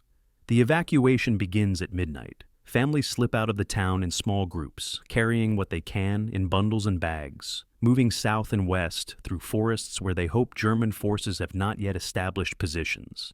They walk in silence, following paths they know from peacetime, trying to move quickly while avoiding noise that might attract attention. Some will succeed in reaching American-held territory after days of desperate flight through winter woods. Some will encounter German patrols and face the same fate as Schmidt's neighbors. Some will become lost in the darkness and freeze in temperatures that drop below 0. The official accounting after the war will record 23 civilians killed during evacuation attempts and 41 wounded by German fire or injured during flight. These numbers are certainly incomplete. Many who fled were never accounted for. The 1,200 civilians who remain in Wiltz organize themselves with the efficiency of people who have survived occupation by being organized and cooperative. Marie Kiefer coordinates with the American medics to establish civilian aid stations separate from the military hospital. Food is pooled, winter provisions that families had stored, supplemented by American military rations that Captain Leach diverts from combat stocks. Water is drawn from the town well and stored in every available container against the possibility that shelling will rupture the water lines. The castle cellars, designed centuries ago as storage for wine and provisions, become shelters where families claim spaces and arrange blankets and try to create semblances of privacy in crowded conditions. December 17th, 3 o'clock in the morning. In the castle cellars, 800 civilians huddle on stone floors that are cold even through layers of blankets. The cellars were designed to hold perhaps 200 people. Now they hold 4 times that number. Bodies packed together for warmth and space. Children sleeping fitfully against parents who do not sleep at all. The air grows thick with breath and body heat. Someone starts a prayer in Luxembourgish, and others join, the words familiar from decades of repetition, providing comfort through ritual, if not through belief. Above them, American soldiers move through the castle, preparing for battle. The soldiers share what food they can spare. They help carry water. They try not to think about what happens to these civilians if the castle falls. Marie Kiefer spends the pre-dawn hours moving between shelters, checking on families, offering reassurance that she does not feel. She finds an American medic teaching civilians to recognize the difference between incoming and outgoing artillery. Incoming has a descending scream, outgoing has an ascending roar. The medic demonstrates the sounds, and the children practice listening and identifying which direction the shells are traveling. It is a surreal lesson, teaching children to distinguish between deadly and merely frightening explosions. But it is practical knowledge that might save lives, and practicality is all anyone can offer in circumstances where comfort is a luxury no one can afford. The civilian casualties from the first day of battle will be modest compared to what is coming. 7 killed by artillery, 15 wounded by shell fragments that penetrate cellars and shelters. But each casualty represents a family destroyed, a community wounded in ways that transcend physical injury. The baker who rose at 3 every morning to make bread is killed by a shell that destroys his shop while he is sheltering in the cellar beneath it. A mother and her infant daughter are buried alive when a building collapses from artillery fire. American soldiers and civilians dig through rubble for 6 hours to recover their bodies. An elderly man suffers a heart attack during a bombardment and dies despite Captain Leach's best efforts. The war has come to Wiltz, and civilians who wanted no part of it are paying prices they never agreed to risk. Marie Kiefer will survive the battle and spend the rest of her life trying to articulate what it meant to be trapped in a town being destroyed by forces beyond her control or comprehension. In interviews decades later, she will struggle to describe the sound of artillery landing in residential streets, the smell of buildings burning, the sight of American soldiers bleeding and dying to protect civilians they had met only weeks before. She will say that the Americans did not have to stay, that they could have evacuated and saved themselves, that their decision to defend Wiltz was a choice that protected civilians even as it endangered them. She will refuse to judge whether staying or fleeing was the right choice, saying only that each family did what they thought necessary, and that survival often depended more on luck than wisdom. And she will insist that the story of Wiltz is not just about soldiers fighting, but about civilians enduring, about ordinary people maintaining their humanity in circumstances designed to destroy it. The children in the cellars ask their parents when the Americans will make the Germans go away. The parents do not know how to answer. They tell the children to be quiet, to be brave, to pray. The children mostly obey, though some cry and some ask questions that reveal an understanding beyond their years. One girl, perhaps 7 years old, asks her mother, "If the Americans lose, will the Germans hurt us?" The mother holds her daughter and lies with all the conviction she can summon. The Americans will not lose. We are safe here. Above them, Major Milton reviews defensive positions and calculates how many casualties his garrison can sustain before the perimeter collapses. The two worlds, civilian and military, protected and protectors, exist in the same space but inhabit different realities of what safety means and what promises can be kept. December the 17th, 1944, 9:15 in the morning. Lieutenant Raymond Flay occupies a forward observation post at the northern edge of Wiltz, positioned in the second story of the brewery building where windows provide clear sightlines down the road toward Bastogne. He has been on watch for 2 hours, scanning the approaches through binoculars while morning fog slowly lifts from the valley. Movement catches his attention. Soldiers in field gray advancing in open formation down the road. Approximately 12 men, accompanied by an armored car. Fleeg watches them approach with the detached curiosity of a hunter, observing prey entering rifle range. The Germans are moving cautiously but not tactically, suggesting reconnaissance rather than assault. They do not appear to expect resistance. Flay lowers his binoculars and turns to the 3 riflemen sharing his position. "Wait for my command," he says. "Let them get close." The German patrol advances to within 200 meters of the brewery before Flay gives the order to fire.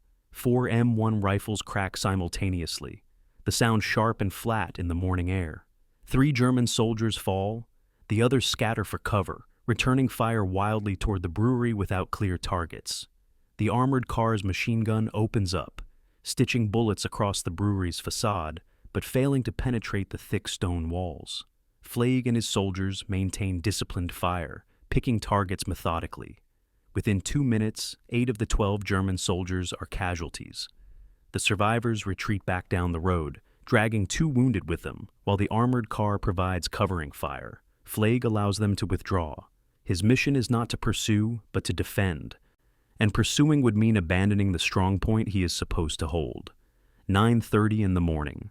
The engagement at the brewery triggers a response that reveals German intentions and capabilities. Artillery begins falling on the northern sector of Wiltz, not the massive bombardment that opened the offensive, but targeted fire designed to suppress American positions and enable maneuver. Approximately 40 shells land in 10 minutes, mostly high explosive rounds that destroy wooden structures, but only chip the stone buildings American soldiers have chosen as strong points. The artillery is followed by infantry, perhaps 100 German paratroopers advancing in squad-sized elements that use cover and concealment with the skill of trained soldiers. This is not reconnaissance.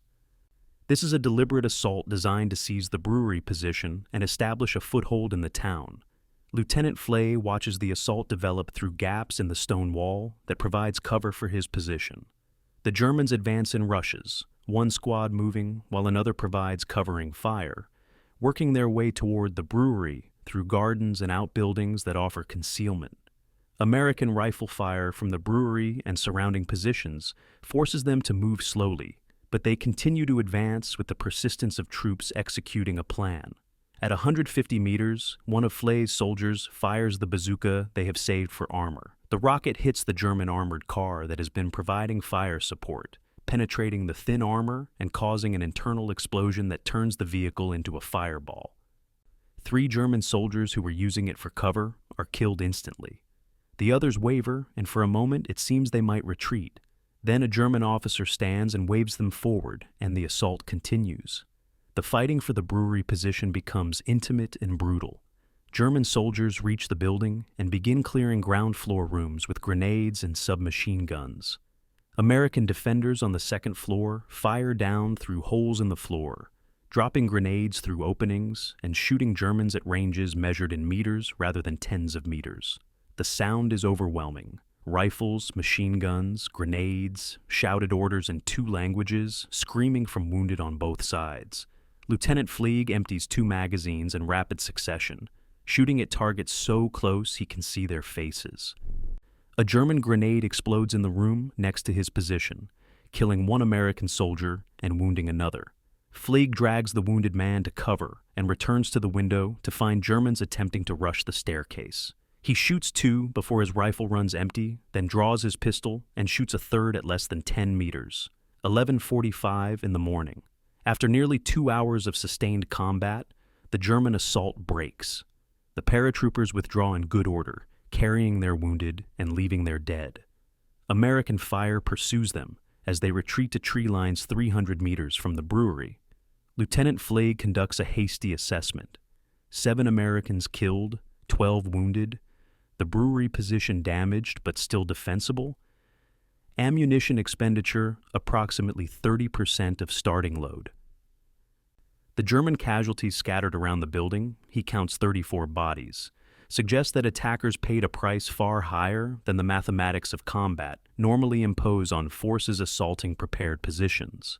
But the Germans will come again, with more troops and better coordination, and Flagg's ammunition will not last forever. The first engagement at Wiltz reveals patterns that will define the entire battle. The Americans, fighting from prepared positions in stone buildings, can inflict casualties far exceeding what their numbers suggest possible. The Germans, attacking across open ground against defenders who know the terrain, must pay heavily for every meter.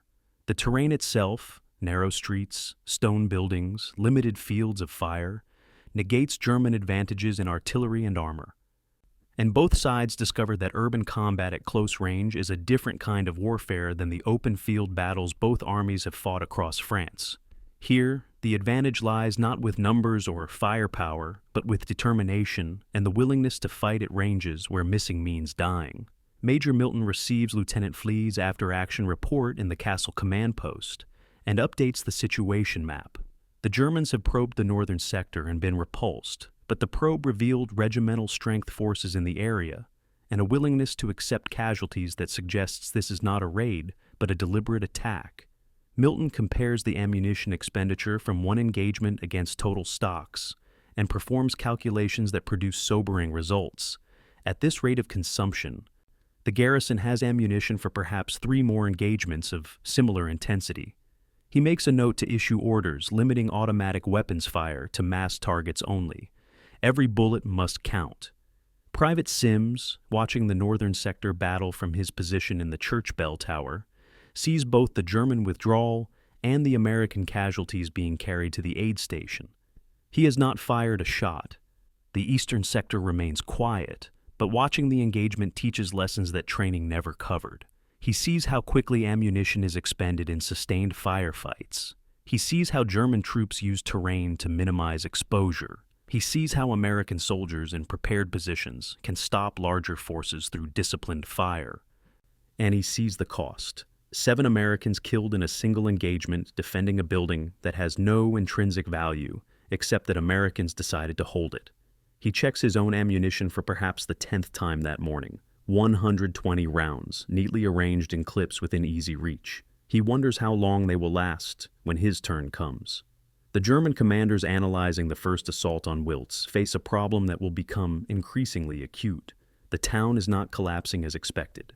Intelligence predicted light resistance from demoralized headquarters troops who would retreat or surrender when confronted with superior force.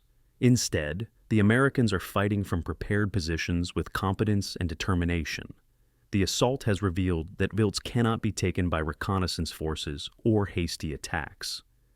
It will require a deliberate operation with infantry, armor, and sustained artillery support. And deliberate operations take time. Time the offensive timetable cannot afford. Time that allows American forces elsewhere to reinforce and prepare. The junior officer who led the assault on the brewery is dead, killed in the final moments of the attack. His superiors, receiving the report of 34 casualties inflicted by perhaps a dozen Americans, begin revising their estimates of how long Wiltz will take to capture. The afternoon of December 17th passes in relative quiet as both sides regroup and prepare for the next engagement. American soldiers police up ammunition from German casualties. The weapons are incompatible, but the grenades can be used. Captain Leach treats the wounded in the castle hospital, performing triage that saves some and provides morphine to others whose injuries are beyond the limited capabilities of a field hospital. Civilians in the shelters hear secondhand reports of the fighting and try to understand what it means. Marie Kiefer visits the American wounded and offers what comfort she can: water, blankets, prayers in languages they do not speak, but whose intention is clear. And in the command post, Major Milton reviews defensive plans and considers the question that now defines everything: not whether Wiltz will fall, but how much time the garrison can buy before it does. December 18th, 1944, 6 o'clock in the morning. The sky above Wiltz is still dark when the German artillery preparation begins. Not the scattered harassing fire of the previous day, but a sustained bombardment that announces serious intent. 400 shells fall in 30 minutes, concentrating on the American strongpoints that repulsed yesterday's assault. The brewery building that Lieutenant Flade defended takes 20 direct hits, the stone walls cracking but not collapsing under the punishment. The church position where Private Sims waits in the bell tower shudders with each nearby impact, dust and stone chips falling from the ancient ceiling. The tannery, the schoolhouse, every prepared position that American soldiers transformed into a strong point, all receive methodical attention from German gunners who have had a full day to plot coordinates and adjust fire. This is not harassment, this is preparation for assault. 700 hours. The artillery lifts and shifts to targets deeper in the town. In the sudden relative quiet, American soldiers raise their heads from cover and see what is coming. From the north, approximately 500 German paratroopers advance in company formations, using the lessons learned from yesterday's failed assault. From the east, another 500 move through the forests toward the church position. From the south, perhaps 500 more approach the tannery complex. This is a coordinated attack on 3 axes simultaneously, designed to overwhelm defenders by forcing them to fight on multiple fronts at once. The Americans in the strong points check their ammunition, chamber rounds, and wait for orders to fire. Major Milton, watching from the castle command post, recognizes the assault for what it is, the serious effort to take Wiltz, not another probe. He picks up the radio microphone and transmits to all positions. Hold your sectors. Make every shot count. Good luck. The battle for the church position begins at 7:45 when German infantry emerges from the tree line 400 meters to the east. Private Sims, firing from the bell tower, has clear shots at Germans crossing open ground. His M1 rifle cracks 8 times in rapid succession, the semi-automatic action allowing him to fire as fast as he can acquire targets. Around him, other soldiers fire from windows and improvise loopholes in the walls. The volume of American fire is remarkable considering only 20 soldiers defend this strong point. The Germans go to ground, using whatever cover exists, ditches, walls, shell craters from their own artillery. They return fire, bullets snapping past the church tower where Sims is positioned. A German Panzerfaust team, infantry armed with single-shot anti-tank rockets, fires at the bell tower, the rocket screaming upward and detonating against the stone structure just meters from Sims's position. The Panzerfaust explosion destroys the section of tower where Sims was firing seconds before. He is thrown backward by the blast, falling from the tower platform into the church nave 10 meters below. The fall should kill him, but he crashes through the wooden framework of a scaffold that the priest had erected for repairs, the wood breaking his descent before he hits the stone floor. He lies stunned and bloodied, ears ringing, vision blurred. An American medic reaches him and begins checking for injuries: broken ribs, possible concussion, severe bruising, but miraculously no fatal wounds. The medic drags him toward the aid station while other soldiers continue fighting from the church's ground floor. Sims, barely conscious, tries to stand and return to the fight. The medic tells him he's done enough and pushes him down. Outside, the German assault continues. 8:30 in the morning, the tannery position on the southern sector faces its own desperate fight. The complex of industrial buildings provides excellent defensive terrain. Multiple structures connected by walls and passages, thick masonry that stops rifle fire, covered approaches that allow defenders to shift position. But the Germans attacking here show tactical sophistication that yesterday's assault lacked. They use smoke grenades to obscure American fields of fire. They suppress defensive positions with concentrated machine gun bursts while assault teams maneuver. They work methodically from building to building, clearing each structure before moving forward. The Americans defending the tannery conduct a fighting withdrawal through the complex, making the Germans pay for each room, each corridor, each meter of advance. The most desperate fighting occurs in the tannery's chemical storage building, where leather treatment supplies create a toxic environment compounded by combat. German soldiers breach the outer door with explosives and rush into rooms where American defenders fight from behind improvised barricades of chemical drums and equipment. The combat is hand-to-hand in darkness, broken only by muzzle flashes. An American sergeant kills a German officer with a shovel, swinging it like an axe in close quarters where rifles are useless. A German soldier throws a grenade that fails to explode, its fuse defective or damaged. 2 men grapple over a rifle, rolling across a floor slick with spilled chemicals and blood. The Americans are pushed back room by room until they evacuate the storage building and establish a new defensive line in the tannery's main processing facility. Behind them, the chemical storage building burns, toxic smoke billowing across the battlefield. 1,000 hours. The brewery position that repulsed yesterday's assault now faces a second attack, with German forces approaching from multiple directions simultaneously. Lieutenant Flagg has 15 effectives remaining from his original garrison of 25. The rest are casualties from yesterday, or ammunition runners sent to other positions.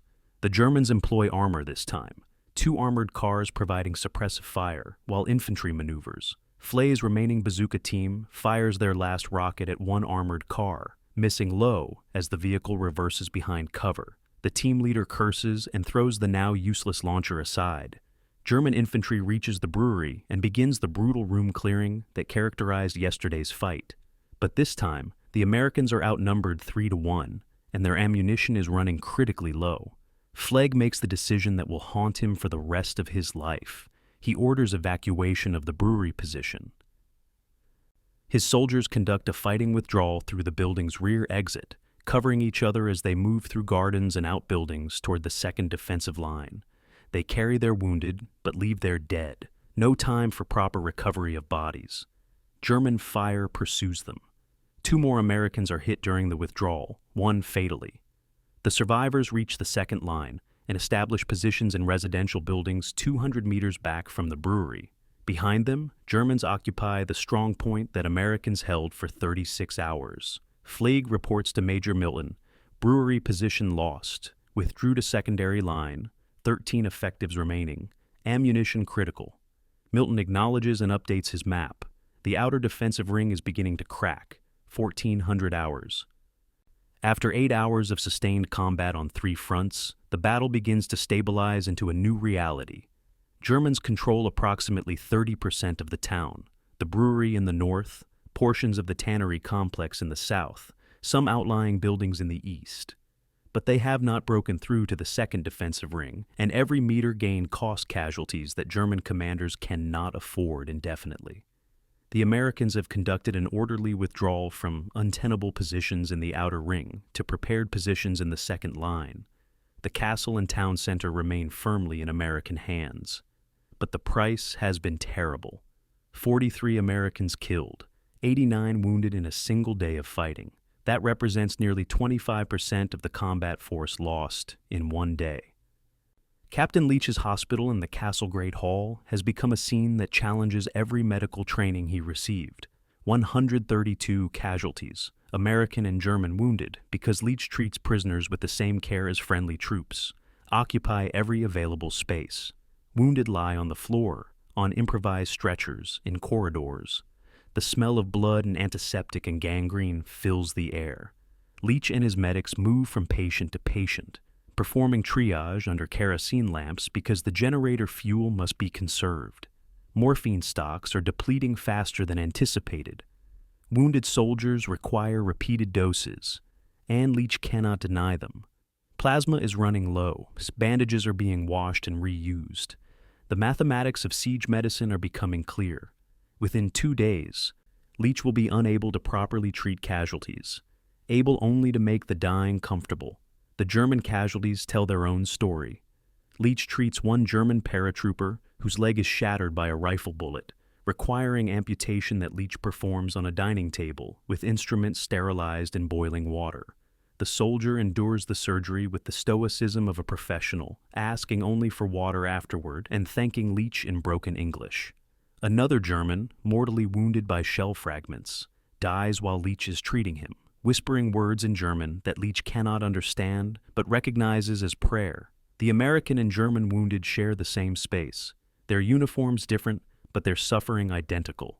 Leach instructs his medics to treat enemy wounded as they would their own. Some of the Americans object. These are the men who were trying to kill them hours ago. Leach tells them that in this hospital, all patients are soldiers who deserve care. The objections cease. Private Sims regains consciousness in the hospital, surrounded by wounded who are worse off than he is. His ribs ache, his head throbs, and his hearing comes and goes. But he can walk, and in siege conditions that makes him functional. He finds his rifle, brought to the hospital by another soldier who recovered it from the church, and asks Captain Leach if he can return to duty. Leach examines him and makes a calculation. Keep this concussed soldier in the hospital, or send him back to a perimeter that desperately needs every rifle. Leach asks if Sims can see clearly and shoot straight. Sims says, yes. Leach tells him to report to Sergeant McAllister for reassignment. Sims staggers out of the hospital and back into the battle, his ears still ringing from the Panzerfaust explosion, but his rifle loaded and his determination intact. The evening of December 18th brings a relative lull as both sides regroup from a day of extraordinary violence. German forces consolidate their gains in the outer buildings and bring forward supplies and reinforcements. American forces strengthen the second defensive line and redistribute the remaining ammunition. In the castle command post, Major Milton reviews casualty reports and ammunition status with his staff. The numbers are brutal, but but not yet catastrophic. 4 days of ammunition remain if rationing is enforced, perhaps 6 days if combat intensity decreases. Medical supplies will last 3 more days. Food is adequate, water is sufficient. The perimeter has contracted but still holds.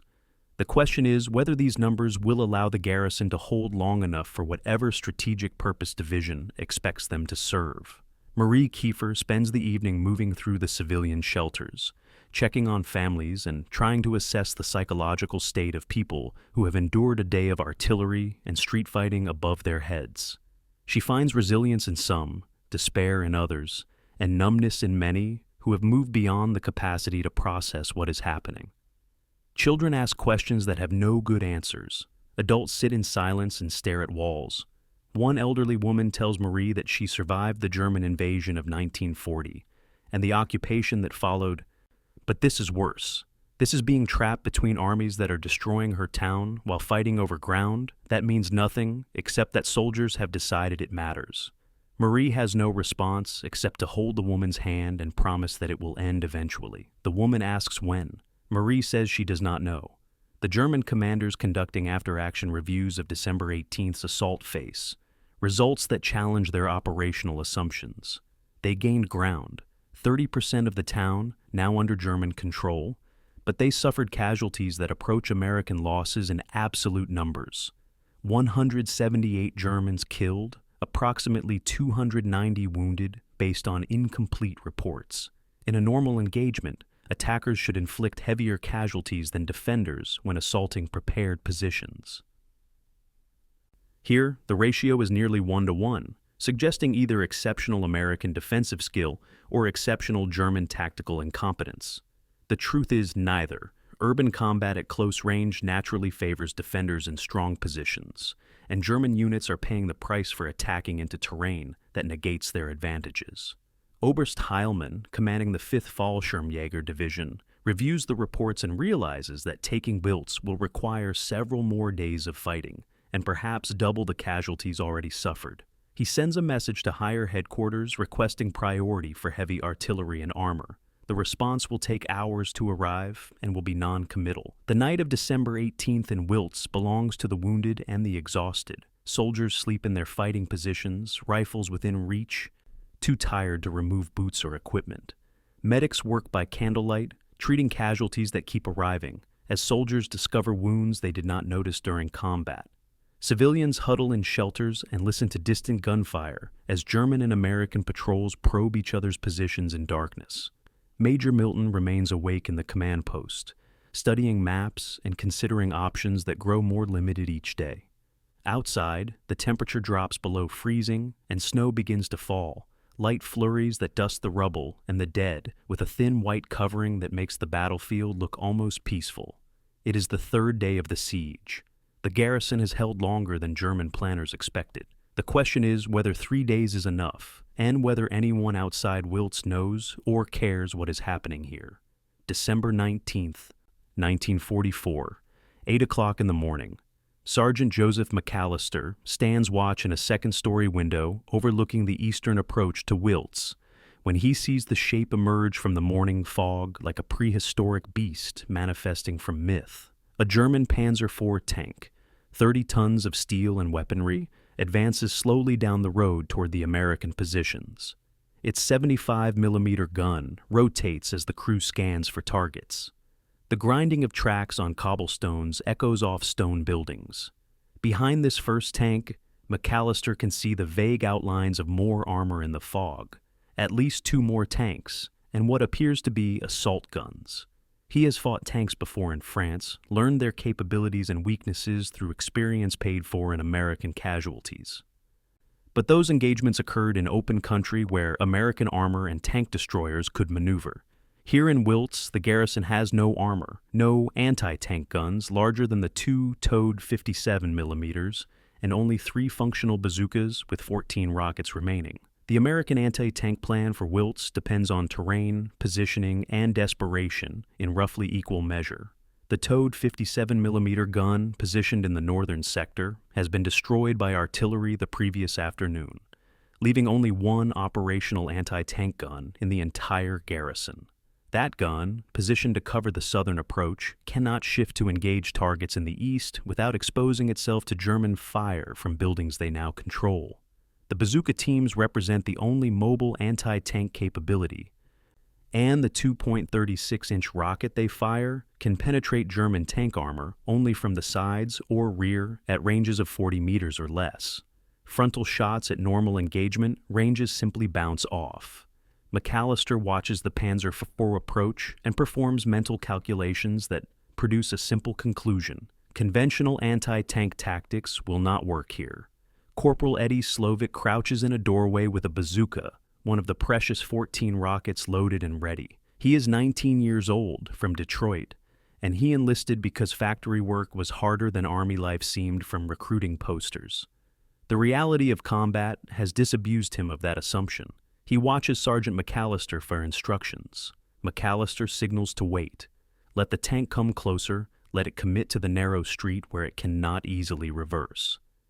The Panzer IV advances to within 80 meters of their position, 70 meters, 60. Slovik feels sweat running down his back despite the December cold. At 50 meters, McAllister gives the signal. Slovik stands, aims quickly, and fires. The rocket leaves the launcher with a whooshing roar and crosses the distance to the tank in less than a second. It strikes the frontal armor and ricochets skyward, detonating harmlessly in the air. The tank's turret begins rotating toward the doorway where Slovik fired. What happens next will be taught in military manuals as an example of urban anti-tank tactics born of necessity.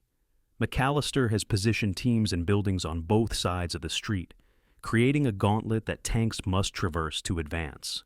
As the Panzer IV's turret rotates towards Slovik's position, the tank exposes its thinner side armor to another bazooka team positioned in a building 30 meters to the right. That team fires their rocket into the tank's track assembly and hull side simultaneously. The hit immobilizes the tank and starts an internal fire. The crew begins evacuating. American riflemen fire at the escaping tankers, killing 3 and driving the others to cover. The immobilized Panzer IV sits in the street blocking the advance of the armor behind it.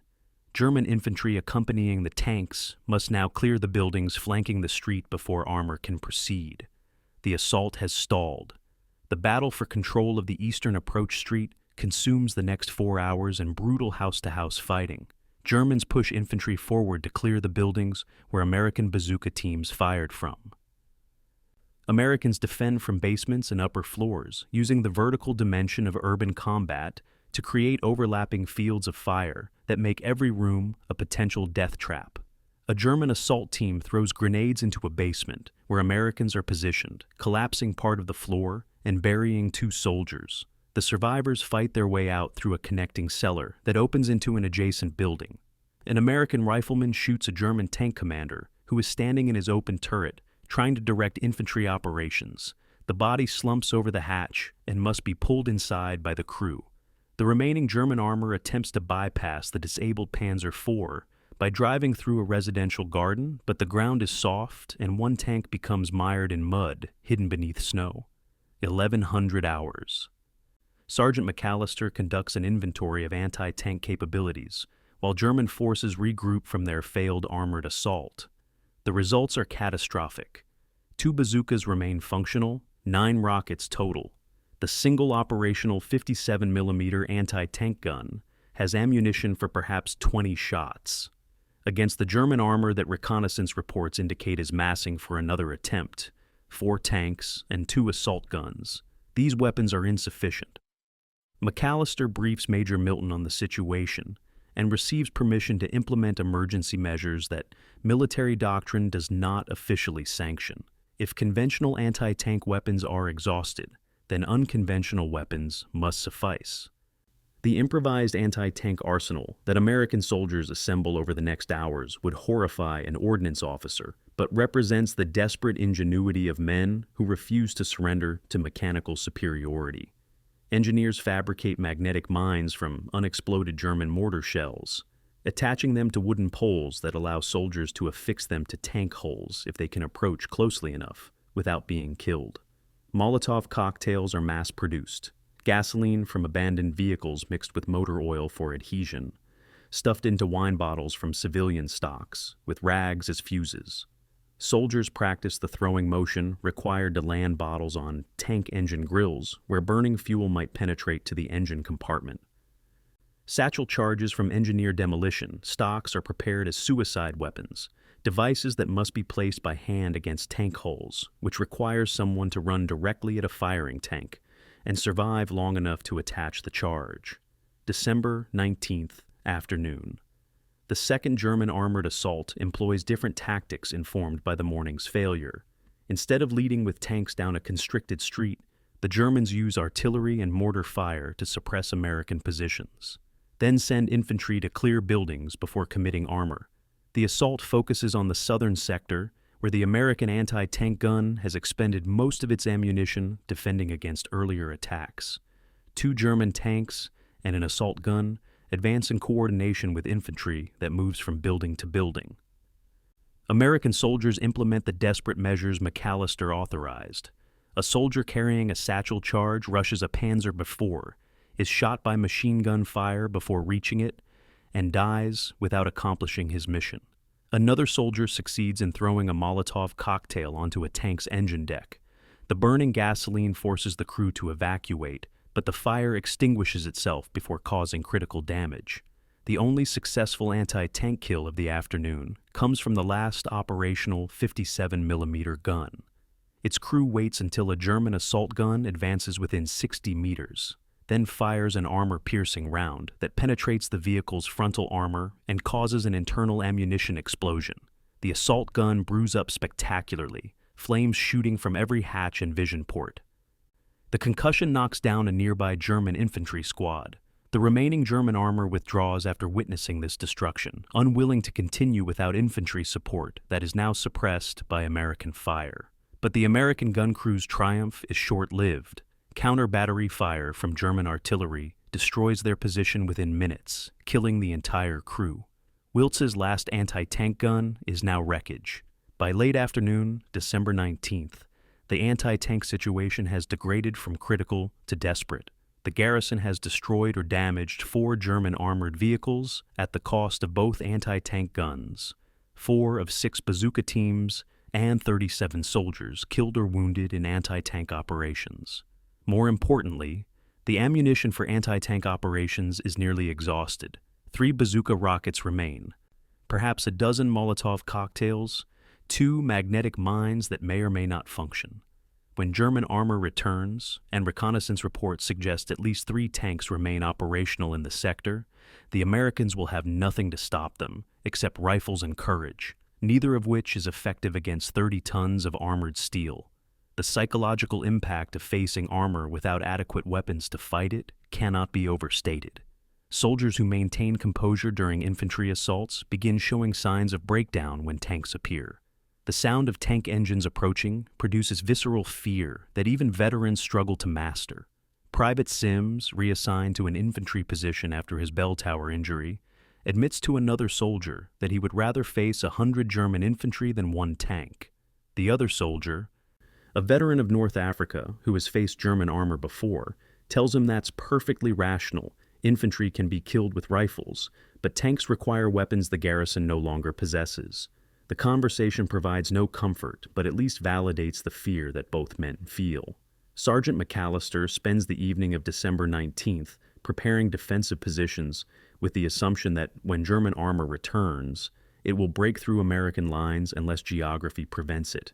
He identifies streets too narrow for tanks to navigate and establishes strong points to defend those approaches. He orders barricades constructed from rubble and disabled vehicles to physically block streets that tanks could traverse. He positions his last anti-tank weapons, the 3 remaining bazooka rockets, to cover the most critical approaches with instructions to fire only at point-blank range against side or rear armor. These are not measures designed to stop armor. They are measures designed to delay armor long enough for infantry to evacuate positions before they are overrun. The mathematics have become simple. American soldiers cannot defeat German tanks, so they must survive them. The German commanders reviewing December 19th operations face their own mathematical problem. They have committed 4 tanks and 2 assault guns to operations around Wiltz. 2 vehicles are destroyed, 1 is damaged and withdrawn, leaving 3 functional tanks and 1 assault gun available for continued operations. Against a properly equipped American force, this would be inadequate, but against a garrison that has exhausted its anti-tank weapons, 3 tanks should be overwhelming. The question is whether German commanders know that American anti-tank capability has collapsed. If they continue cautious tactics assuming robust defenses, they will move slowly and give Americans time to improvise new countermeasures. If they commit boldly and discover American weakness, they will break through and collapse the defense within hours. German intelligence is attempting to assess American anti-tank capability through observation and prisoner interrogation. The answer they develop will determine how the next day's assault proceeds. The night of December 19th in Wiltz is marked by sounds that terrify. The distant rumble of tank engines being maintained and refueled in German positions. The metallic clanking of tracks as armored vehicles reposition. The shouted orders of German crews preparing for tomorrow's operations. American soldiers listen to these sounds and understand what they portend. Major Milton receives reports that German armor is massing for a major assault, and reviews his options with staff officers who have no good answers to offer. The garrison can attempt to hold, can conduct fighting withdrawal to more defensible positions, or can attempt breakout before armor renders movement impossible. None of these options guarantees success or even survival. Milton makes no immediate decision except to order continued preparation of defenses and conservation of the last anti-tank weapons for critical moments. Outside, snow continues falling on a battlefield where the balance of power has shifted decisively toward the force with armor and against the force with courage alone. December 18th, 1944, 8 o'clock in the evening. Oberst Ludwig Heilmann, commander of the 5th Fallschirmjäger Division, stands in his field headquarters 3 kilometers east of Wiltz, reviewing casualty reports by lamplight that makes the numbers look even worse than they are. 412 killed, 800 plus wounded. The exact count remains uncertain because evacuation of casualties from Wiltz sector has been complicated by American resistance. Heilmann is a professional soldier who earned his reputation in Crete and Russia, a man who understands that casualties are the price of military objectives. But he also understands mathematics. His division started the offensive with 16,000 troops and has lost perhaps 1,500 in 3 days, fighting for a town that intelligence promised would fall in 36 hours. At this attrition rate, the division will be combat ineffective within 2 weeks, and Wiltz still has not fallen. The operational map in Heilmann's headquarters shows a problem that grows more acute each day. The northern units of German 7th Army have advanced 15 kilometers beyond Wiltz, pushing toward Bastogne and creating a salient that extends deep into American territory. The southern units, tasked with protecting the flank and widening the breakthrough, remain stalled at Wiltz and several other American strongpoints that refuse to collapse on schedule. The result is a dangerous elongation of the German advance, a finger of armored units pushing west, while the base of that finger remains contested and vulnerable. Heilmann's superior, General Erich Brandenberger, commanding 7th Army, has sent increasingly urgent messages demanding that Wiltz be taken immediately.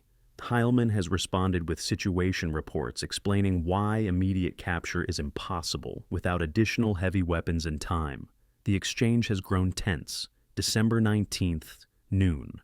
The radio conversation between Brandenberger and Heilmann begins with the flat statement that encapsulates German frustration. Wiltz was supposed to fall on the 17th. We need that road junction now. Heilmann listens to this statement with the patience of a subordinate who cannot afford to antagonize his commander, but who also will not promise what cannot be delivered. He explains that American resistance at Wiltz exceeds every intelligence estimate, that the garrison is fighting with determination and skill from prepared positions, that urban combat naturally favors defenders and produces slow progress. Brandenberger interrupts with a question that cuts to the operational core. How much longer? Heilmann hedges, saying perhaps 2 more days if he receives priority for artillery and armor. Brandenberger's response is coldly specific. You have until the 21st. After that, you bypass Wiltz and push west. We cannot wait any longer. The strategic implications of the Wiltz delay become clearer when viewing the larger Battle of the Bulge timeline. The German offensive launched December 16th with the objective of reaching the Meuse River within 7 days and Antwerp within 2 weeks. By December 19th, the advance is already behind schedule across the entire front. In the north, German armor has been delayed by stubborn American resistance at towns like Saint-Vith and Elsenborn Ridge. In the center, the critical road junction at Bastogne remains in American hands despite being surrounded. And in the south, Wiltz and similar strongpoints have created a patchwork of contested territory that prevents German forces from exploiting their breakthrough. The delays are measured in hours and days rather than weeks. But operational timelines are unforgiving. Every hour that Americans hold Wiltz allows American reinforcements to move toward Bastogne, allows Allied commanders to understand the scope of the offensive and respond, allows the window of German success to close. December 19th, 3 in the afternoon. Heilmann receives a report that transforms tactical frustration into strategic alarm. American reinforcements have been observed moving toward Bastogne from the south and west. The units being identified include armored divisions and veteran infantry divisions being redeployed from other sectors.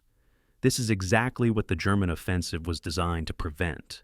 Rapid American response with reserves that could seal off the breakthrough before German armor reached operational depth.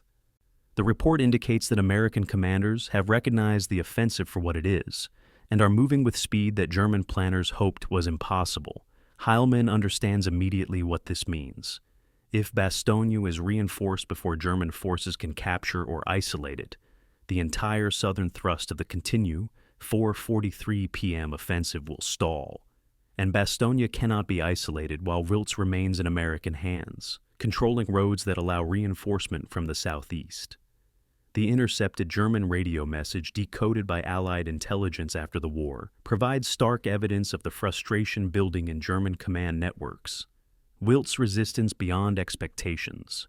Request priority for heavy weapons to reduce position. American reinforcements observed moving toward Bastogne, while we remain fixed at Wiltz. Immediate resolution required. The message was transmitted in code that American cryptographers could not break in real time, so Allied commanders did not know the specific content during the battle, but its existence in German archives reveals that at the operational level, German commanders understood that Wiltz was imposing costs beyond the casualty counts. It was consuming time that the offensive could not afford to spend. Hitler's December 19th message to 7th Army headquarters, delivered through the military chain of command with the Führer's characteristic blend of strategic insight and tactical interference, stated simply, "Failure at Wiltz is unacceptable. Take town at all costs." The phrase all costs is notable because it removes the implicit constraints that normally govern tactical operations. Commanders are expected to balance objective value against resource expenditure, accepting acceptable losses to achieve acceptable gains. All costs means that constraint is removed, casualties are irrelevant, time is irrelevant, only the objective matters. This is simultaneously a vote of confidence in Wiltz's strategic importance and a death sentence for the troops who must implement the order. Heilmann receives this message and understands that his career, and possibly his life, depend on taking Wiltz, regardless of how many soldiers die in the attempt. The contrast between Wiltz's defenders and their strategic situation creates a profound irony. The 600 Americans fighting in the town believe they are dying for no particular reason beyond following orders, holding ground that has no intrinsic value, making a last stand that no one will remember. They do not know about the German operational delays. They do not know about reinforcements moving toward Bastogne. They do not know that each hour they hold imposes cascading consequences on German timetables that ripple through the entire offensive. Major Milton receives orders from division to hold as long as possible, but the orders provide no strategic context, no explanation of why Wiltz matters. His soldiers fight because they are surrounded, and fighting is preferable to surrender, not because they understand they are inflicting strategic paralysis on an offensive that required rapid exploitation to succeed. December 19th evening. Heilmann briefs his battalion commanders on new assault plans for the 20th that reflect the all-costs directive. The assault will employ all remaining armor, maximum artillery preparation, and simultaneous attacks on every sector to overwhelm American defenses through sheer weight of fire. Questions about casualties are dismissed. The objective is Wiltz, not preservation of force. Questions about time are met with the flat statement that the town must fall within 48 hours, or the division will bypass it and continue the advance, leaving a battalion to contain the garrison. One battalion commander, a veteran who has seen similar victory or death orders before, asks what happens to containment forces if American reinforcements break through. Heilmann does not answer. The unspoken reality is that containment forces will be surrounded and likely destroyed if the broader offensive fails. But that is a problem for tomorrow. The German 7th Army's operational timeline as of December 19th shows the accumulating consequences of delays at Wiltz and other strongpoints. The Army was supposed to reach the Meuse River by December 22nd, 6 days after the offensive began. Current projections indicate the earliest possible arrival is December 25th, with significant portions of the Army still engaged reducing American positions behind the front lines. This 3-day slippage may not seem catastrophic, but operational timelines are additive. The Germans need to cross the Meuse before American reinforcements arrive, capture bridgeheads before Allied air power can concentrate against them, and exploit toward Antwerp before Allied commanders can organize coordinated counterattacks. Every day of delay increases Allied strength and decreases German surprise. By December 19th, the offensive that was supposed to shatter Allied armies is becoming a battle of attrition that Germany cannot win. The comparison between Wiltz and other Battle of the Bulge defensive stands provides important context. Bastogne, the more famous siege, involved a full airborne division plus supporting units, perhaps 15,000 soldiers, holding a critical road junction for 8 days until relieved by Patton's Third Army. St. Vith, another crucial defensive stand, involved approximately 10,000 soldiers holding for 6 days before being overrun. Wiltz involved 600 soldiers holding for 4 days and was never relieved. The garrison was destroyed or captured rather than rescued. Yet Wiltz imposed delays proportional to its size and inflicted casualties that exceeded what German planners budgeted for the operation. The military efficiency ratio, strategic impact per soldier committed, was arguably higher at Wiltz than at the better-known battles. The evening of December 19th finds Oberst Heilmann facing a problem that tactical skill cannot solve. His division has the strength to take Wiltz, barely, but taking Wiltz will consume time and casualties that endanger the broader mission. Bypassing Wiltz would preserve force but leave American troops controlling roads needed for supply and reinforcement. There is no good option, only trade-offs between bad outcomes. He makes his decision. The all-out assault will proceed December 20th as ordered, employing maximum force for maximum effect. If the assault succeeds, Wiltz falls and the road junction opens. If the assault fails or takes too long, the division bypasses Wiltz and continues west, accepting that American forces will remain in the rear area, creating complications for logistics and reinforcement. This is command at the operational level, making decisions where every option has costs and success depends on factors beyond the commander's control. The irony that would later become apparent to historians studying the battle is that both sides believed they were losing. Heilmann believed his division was being bled white, taking an insignificant town, while the main offensive advanced without him. Major Milton believed his garrison was being sacrificed pointlessly, while German forces swept past toward objectives that mattered. Both commanders were partially right and partially wrong. Wiltz was insignificant in itself, a small town with no military value beyond its location. But its location made it strategically crucial as a node in the transportation network that both sides needed. And the garrison's stubborn defense transformed geographic significance into operational impact. Neither commander could see the larger pattern from their positions in the battle. Both simply executed their orders and hoped their sacrifices served some purpose that higher command understood even if they did not. December 20th, 1944, 4 o'clock in the morning. Lieutenant Paul Olsen sits cross-legged on the stone floor of the castle cellar, surrounded by wooden crates and canvas ammunition bags, writing numbers in a pocket notebook by candlelight. He is 24 years old, a former accountant from Chicago who volunteered after Pearl Harbor and discovered that his talent for precise record-keeping made him valuable as a logistics officer. For the past 2 hours, he has been conducting an inventory that will determine how much longer the Wiltz garrison can continue fighting. The numbers he writes are not merely statistics. They are the mathematical equation of survival, each line representing the difference between holding another day or surrendering tomorrow. The candlelight flickers. Olson writes carefully, double-checking each count, because mistakes now could mean catastrophic miscalculations later.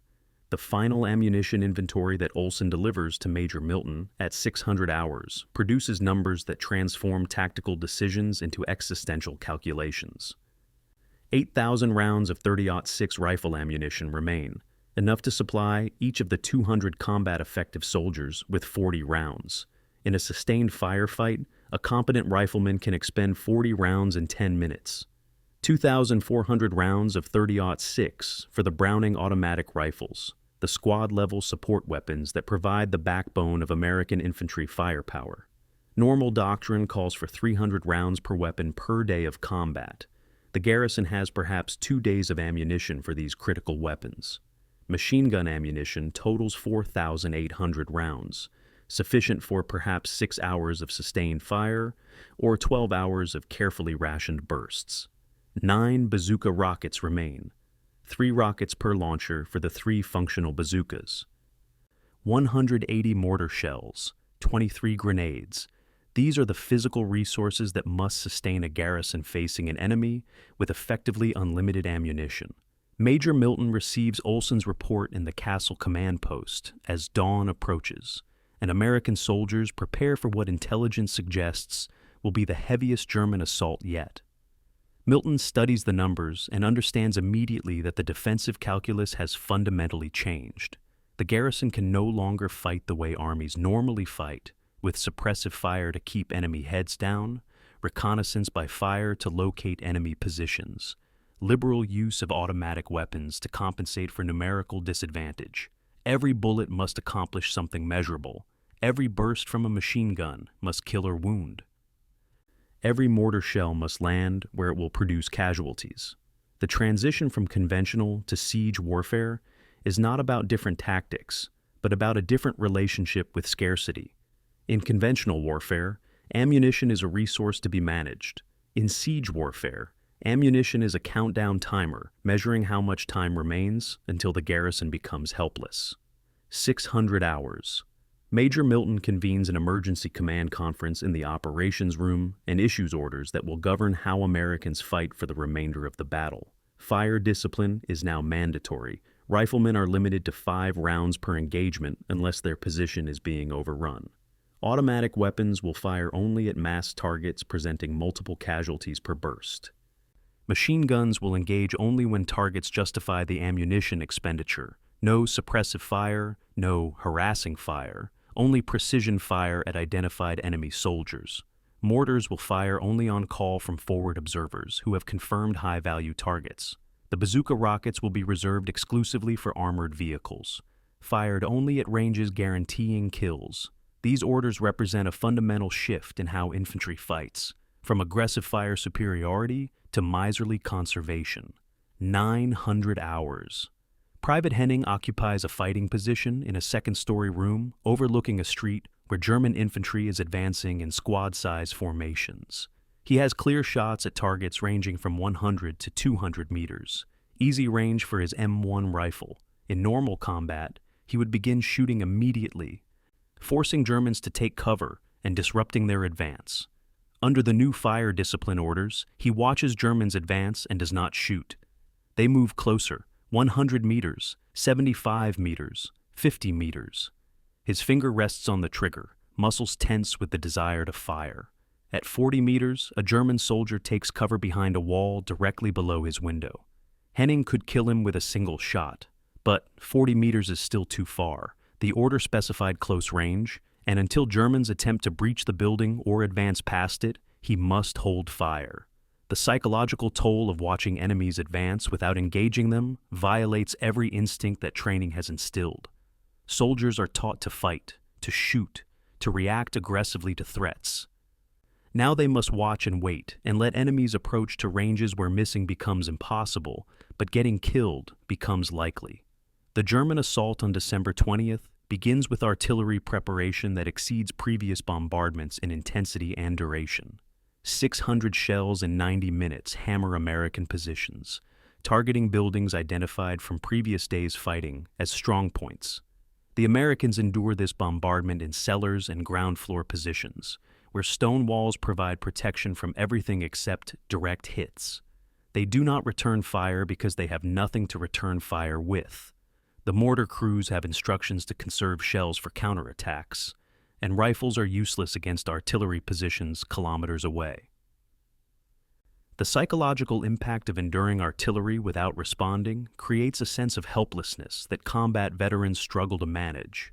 Soldiers who maintain composure during infantry assaults show signs of breaking during sustained bombardment, where survival depends entirely on luck and architecture rather than skill or courage. The infantry assault following the artillery shows German tactical sophistication developed through 3 days of costly lessons. Germans advance in small groups using smoke for concealment, coordinating movement with suppressive fire from machine guns, positioned in buildings they captured previously. They avoid open approaches where American marksmen can engage them at range. They use grenades liberally to clear buildings before entering. They move methodically rather than rushing, accepting that slow progress with low casualties is preferable to rapid advances that get squads destroyed. American soldiers, constrained by fire discipline orders, must choose targets carefully. A sergeant commanding a squad in a residential building watches a German platoon advance and debates which targets to engage. The officer directing them, the machine gun team providing support, the rifleman in the lead. He has ammunition for perhaps 5 minutes of sustained fire. After that, his squad becomes ineffective. He chooses the machine gun team. Eliminating them removes German suppressive fire capability. His squad fires a coordinated volley, killing 3 Germans and forcing the machine gun crew to withdraw. Then they cease fire and wait for the next target worth the bullets. The western sector, previously considered the least threatened approach, comes under serious assault for the first time on December 20th. German commanders, recognizing that direct assaults on the heavily defended northern and eastern sectors produce unacceptable casualties, attempt to exploit the weakest point in American defenses. The schoolhouse that anchors the western sector is defended by 30 soldiers, mostly support troops with minimal infantry training, cooks, mechanics, clerks pressed into combat roles. When German infantry supported by an assault gun appears on the western approach, these improvised infantry must defend a position they have barely prepared against professionals supported by armor. The engagement reveals the limits of courage without training. The Americans fight bravely, but inefficiently, expending ammunition faster than the rationing allows, failing to coordinate fire, and making basic tactical errors that veterans would not commit. Within 2 hours, the western position becomes untenable and must be evacuated. The evacuation of the western sector represents the first deliberate American withdrawal from prepared positions since the siege began. Sergeant McAllister organizes a fighting retreat that extracts the 30 defenders and pulls them back to secondary positions closer to the castle. The withdrawal is costly, 7 soldiers killed or captured, 15 wounded, but it shortens the defensive perimeter and concentrates remaining forces in areas where they can be more effectively employed. Major Milton updates his map to reflect the new perimeter and calculates how much ammunition the withdrawal saved by eliminating a sector that was consuming resources without inflicting proportional casualties. The mathematics are cold but necessary. Better to lose ground that cannot be efficiently defended than to waste ammunition holding it. The siege has become a resource management problem where ground has no intrinsic value except as it consumes or preserves ammunition. Lieutenant Olson conducts a second inventory at 1400 hours to assess ammunition consumption from the morning's fighting. The numbers are worse than hoped. 3,000 rounds of rifle ammunition expended, more than 1/3 of the morning's stock. 800 rounds of machine gun ammunition fired, exceeding the authorized rate by 40%. Because multiple positions violated fire discipline orders when faced with mass German assaults. 6 mortar shells expended, 3 bazooka rockets fired with 2 confirmed tank kills. The positive news is that German assaults have been repulsed across all remaining sectors. The negative news is that at current consumption rates, the garrison has ammunition for approximately 36 hours of fighting at similar intensity, perhaps 48 hours if fire discipline improves. Olsen delivers this assessment to Major Milton with the caveat that these numbers assume Germans maintain current assault tempo. If German pressure increases, as intelligence suggests it will, ammunition will be exhausted faster. The afternoon of December 20th becomes an exercise in mathematical warfare. Every shot fired must be justified. Every burst from an automatic weapon must be accounted for. Forward observers calling for mortar fire must provide target coordinates and estimated enemy strength to justify shell expenditure. Soldiers begin policing German casualties for ammunition they can use. German stick grenades are functionally identical to American grenades, and desperate soldiers use whatever weapons they can acquire. The psychological transition from thinking of ammunition as abundant to treating each cartridge as precious occurs at different rates for different soldiers. Veterans adapt quickly, having learned ammunition discipline in previous battles. Replacement troops who have never experienced sustained combat struggle with the concept of not shooting at enemies they can see. Sergeants and junior officers enforce fire discipline through threats and leadership in roughly equal measure. The evening of December 20th brings reports that confirm what ammunition inventories make mathematically certain. The garrison cannot sustain current levels of combat beyond 2 more days. Major Milton convenes his staff to discuss options that range from bad to catastrophic. Option 1, continue current defense, exhaust ammunition within 48 hours, then surrender when the garrison becomes unable to resist. Option 2, attempt immediate breakout, abandoning wounded and civilians, accepting heavy casualties during movement through German lines. Option 3, conduct fighting withdrawal to the castle, consolidate into a final defensive perimeter, and hold until ammunition is exhausted.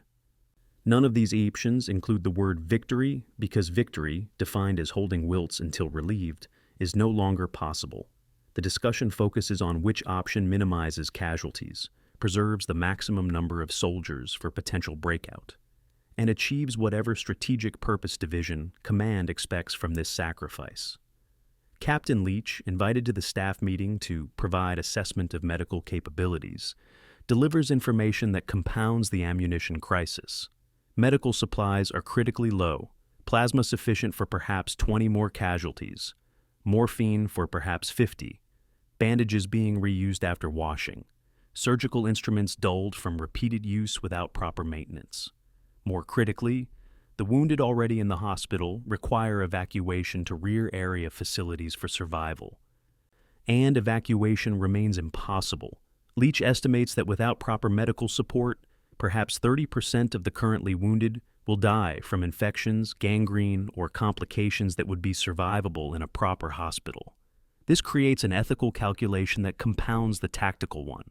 Continuing to fight produces casualties the garrison cannot properly treat, but surrendering delivers wounded to German care that may or may not be adequate. There are no good answers, only choices between different forms of failure. The night of December 20th finds Wiltz garrison at the breaking point. Ammunition is sufficient for 1, perhaps 2 more days of fighting. Medical supplies are exhausted. Food is adequate but meaningless if the garrison cannot defend itself. The perimeter has contracted to less than half its original size. German forces surround the town in strength sufficient to overwhelm remaining defenses once ammunition runs out. And no relief is coming. Division Command has sent no messages suggesting reinforcements or evacuation, only the standing order to hold as long as possible. Private Sims, still fighting despite his injuries from days earlier, sits in a dark room, cleaning his rifle and counting his remaining ammunition. 40 rounds in clips, everything he has left. He knows what 40 rounds means in combat, perhaps 10 minutes of sustained fire, perhaps 1 engagement at most. After that, his rifle becomes a club. He does not dwell on this. He simply cleans his weapon, checks his ammunition 1 more time, and tries to sleep while German artillery pounds positions he will have to defend tomorrow. December 21st, 1944, 2 o'clock in the morning. The castle chapel, partially destroyed by artillery but still standing, serves as the setting for a conversation that will determine the fate of 600 Americans and 1,200 civilians. Major Milton and Captain Jack Leach sit on broken pews surrounded by rubble and shattered stained glass, speaking in voices barely above whispers, though the nearest German position is 300 meters away. Neither man has slept more than a few hours in the past 5 days. Both understand they are discussing not tactical options, but moral choices disguised as military decisions. Milton speaks first. "We've held 4 days. Maybe that was enough. Maybe we did what was needed." Leach does not respond immediately, letting the words settle in the darkness. Both men know this is not a question requiring answer, but a statement seeking validation. The military situation as of December 21st permits no optimistic interpretation. Ammunition sufficient for perhaps 12 more hours of sustained combat. Medical supplies exhausted except for morphine to ease dying. The defensive perimeter contracted to the town center and castle. German forces surrounding Wiltz with sufficient strength to overwhelm remaining resistance once Americans can no longer shoot back. No relief possible.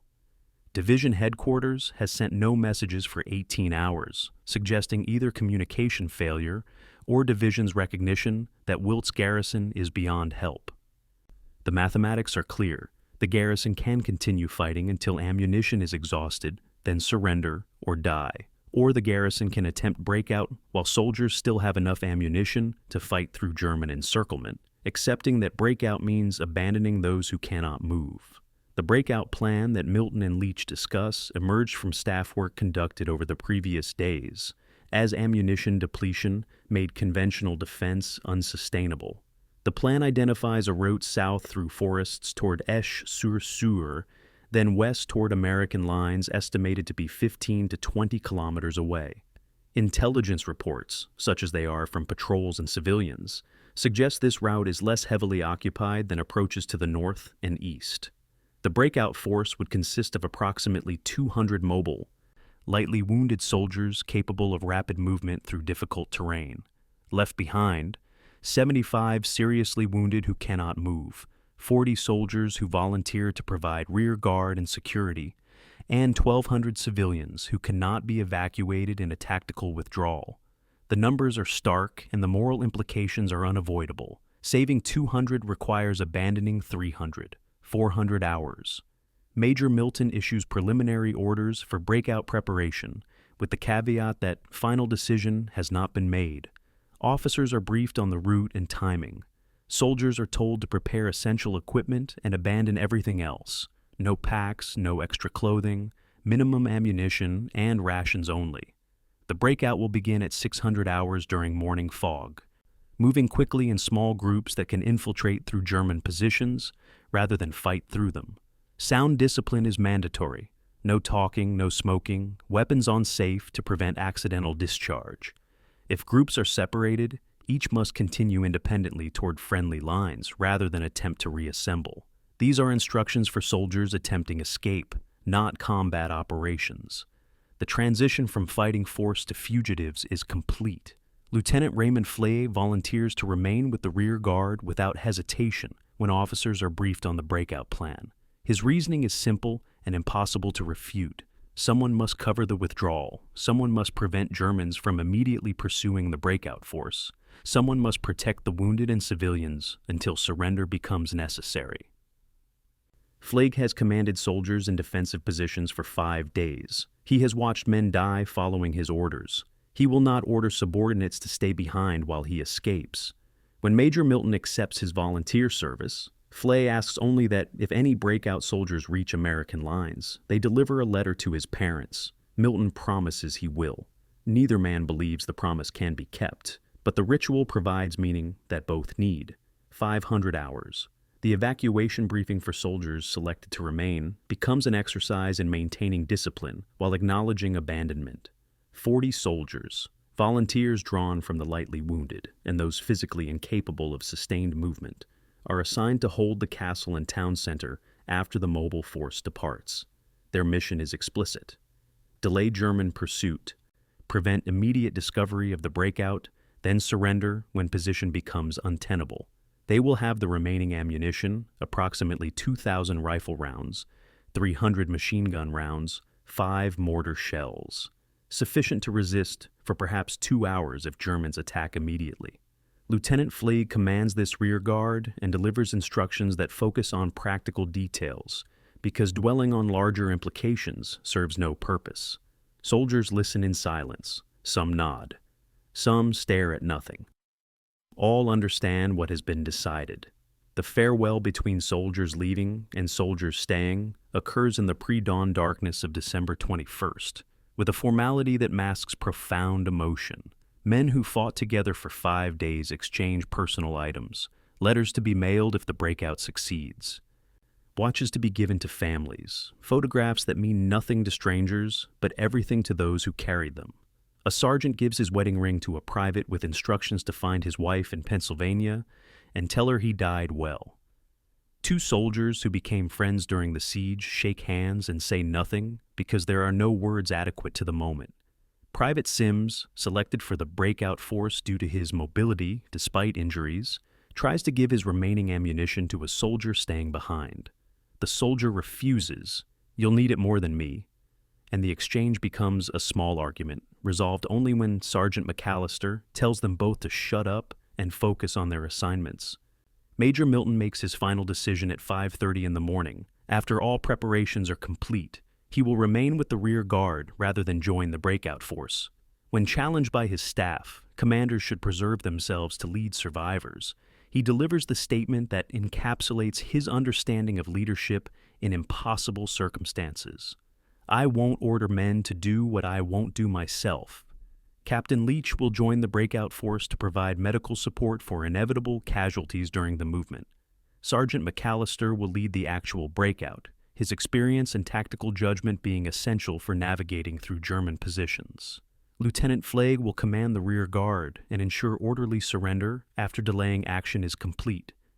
These assignments distribute experience and capability between those leaving and those staying, ensuring both groups have leadership that gives them the best chance of achieving their missions. The reasoning behind the breakout decision will be debated by military historians and ethicists for decades. Some will argue that Major Milton should have attempted evacuation days earlier when more soldiers could have escaped. Others will argue the garrison should have surrendered rather than abandoning wounded and civilians.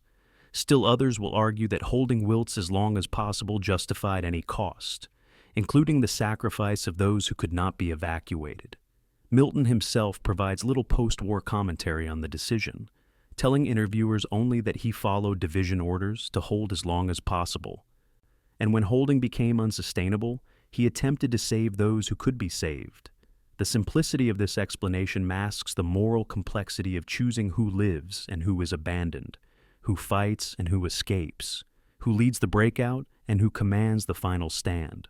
Marie Kiefer learns of the breakout plan when Captain Leach visits the civilian shelters at 5:45 in the morning to explain that American soldiers will be leaving and civilians should remain in shelters until Germans assume control. She asks what will happen to civilians after surrender.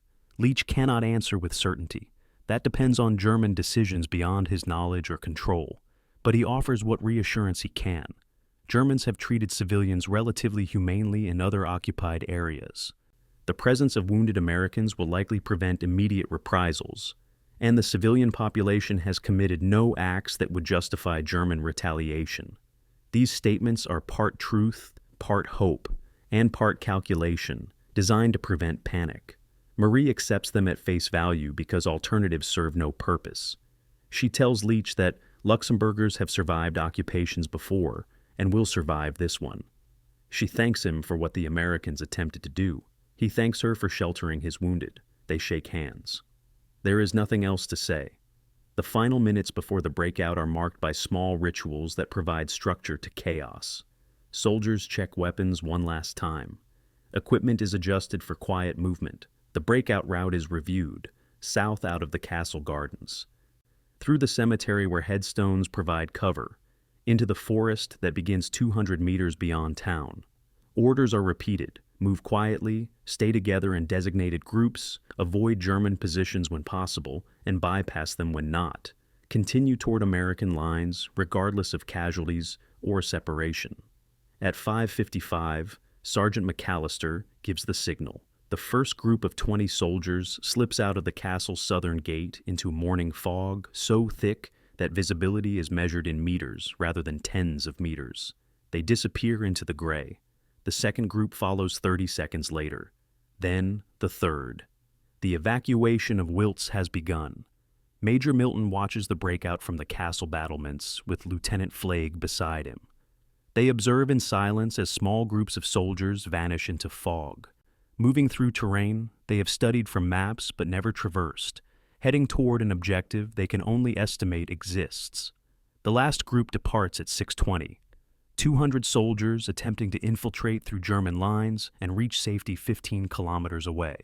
Milton and Flagg return to the operations room, where 40 soldiers wait for instructions. The rear guard mission begins now. Hold the town center. Make Germans believe the full garrison remains. Delay pursuit long enough for the breakout force to reach distance. Milton estimates they need to hold 2 hours.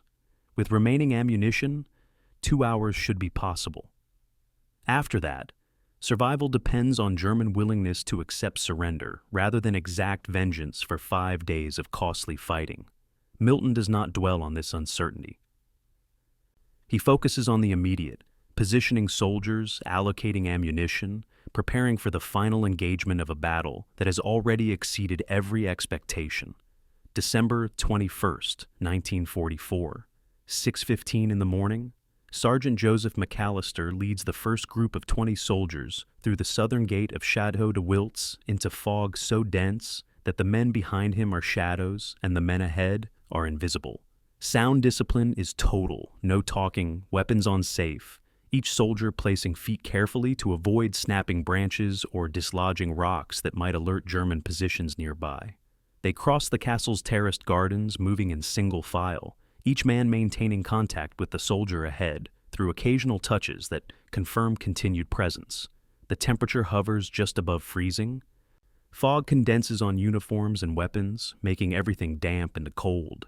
McAllister navigates by compass and memory of maps studied in the operations room, moving south toward the cemetery that marks the edge of town and the beginning of open country. The route from Wiltz to American lines covers approximately 22 kilometers of forested hills, narrow valleys, and small farming villages that may or may not be occupied by German forces.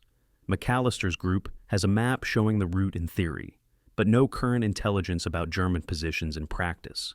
They know that German forces surround Wiltz in strength sufficient to have besieged it for 5 days. They do not know how deeply the German occupation extends into Luxembourg's interior, where patrol routes are located, or which approaches are guarded versus which are simply monitored. The breakout plan assumes German forces are concentrated around Wiltz itself rather than distributed in depth, allowing American soldiers to slip through gaps once they move beyond the immediate encirclement. This assumption may prove correct. It may prove fatal. Moving forward is the only way to discover which. 7:30 in the morning, the lead group encounters their first German patrol at a farmhouse 3 kilometers south of Wiltz. 8 German soldiers are eating breakfast in the farmhouse kitchen, rifles stacked against a wall, no sentries posted. The Germans have no reason to expect American soldiers this far behind their lines and have relaxed into routine. McAllister signals his squad to halt and assesses the situation. Bypassing the farmhouse means leaving German soldiers who might raise alarm if they discover American movement. Engaging means noise that will alert other Germans in the area. He makes the decision commanders have made throughout history when stealth conflicts with security. Attack quickly and silently, eliminate the threat before alarm can be raised. 5 soldiers equipped with knives move toward the farmhouse while the rest provide overwatch. The killing at the farmhouse is brutal and efficient. American soldiers enter through multiple doors simultaneously, achieving surprise that prevents Germans from reaching weapons. The fight lasts perhaps 30 seconds. Knife work at close range that produces death without gunfire. 8 Germans killed without a shot fired. McAllister's team polices up German weapons and food, then withdraws from the farmhouse and continues south. No one speaks about what just happened. Combat produces actions that would be murder in other contexts, but become necessity in war. The soldiers who killed Germans with knives will carry those memories for life, waking from nightmares decades later, seeing faces of men they killed at arm's length. But, in the moment, moving through enemy-held territory, the killing is simply another task completed on the path to survival. 1,100 hours. The breakout force has spread into multiple groups separated by terrain and German contact. McAllister's group, still 20 soldiers, maintains cohesion and continues south toward Eschy-sur-Sûre, where American forces may or may not be located. A second group of 30 soldiers moving on a parallel route encounters a German machine gun position and becomes pinned in a draw where movement draws fire. The group leader, a lieutenant whose name is lost to history, makes the calculation that defines infantry leadership. The group cannot advance without suppressing the machine gun, cannot suppress the machine gun without expending ammunition needed for later, and cannot remain pinned without being flanked by German reinforcements. He orders withdrawal, leaving 8 soldiers wounded and unable to move. The wounded are given morphine and hidden in the undergrowth with instruction to surrender when Germans find them. The mobile soldiers withdraw and continue the breakout. This decision, abandoning wounded who cannot keep pace, will recur multiple times during the 22-kilometer movement. The longest engagement occurs at midday, when a group of 40 breakout soldiers encounters a German company establishing defensive positions across their route of advance. The Americans have 2 options: fight through a German force that outnumbers them 2-1, or detour kilometers off route through terrain that may contain additional German positions. The group commander chooses to fight, reasoning that surprise and aggression might overcome numerical disadvantage. The engagement lasts 90 minutes of sustained firefighting, at ranges from 50 to 300 meters.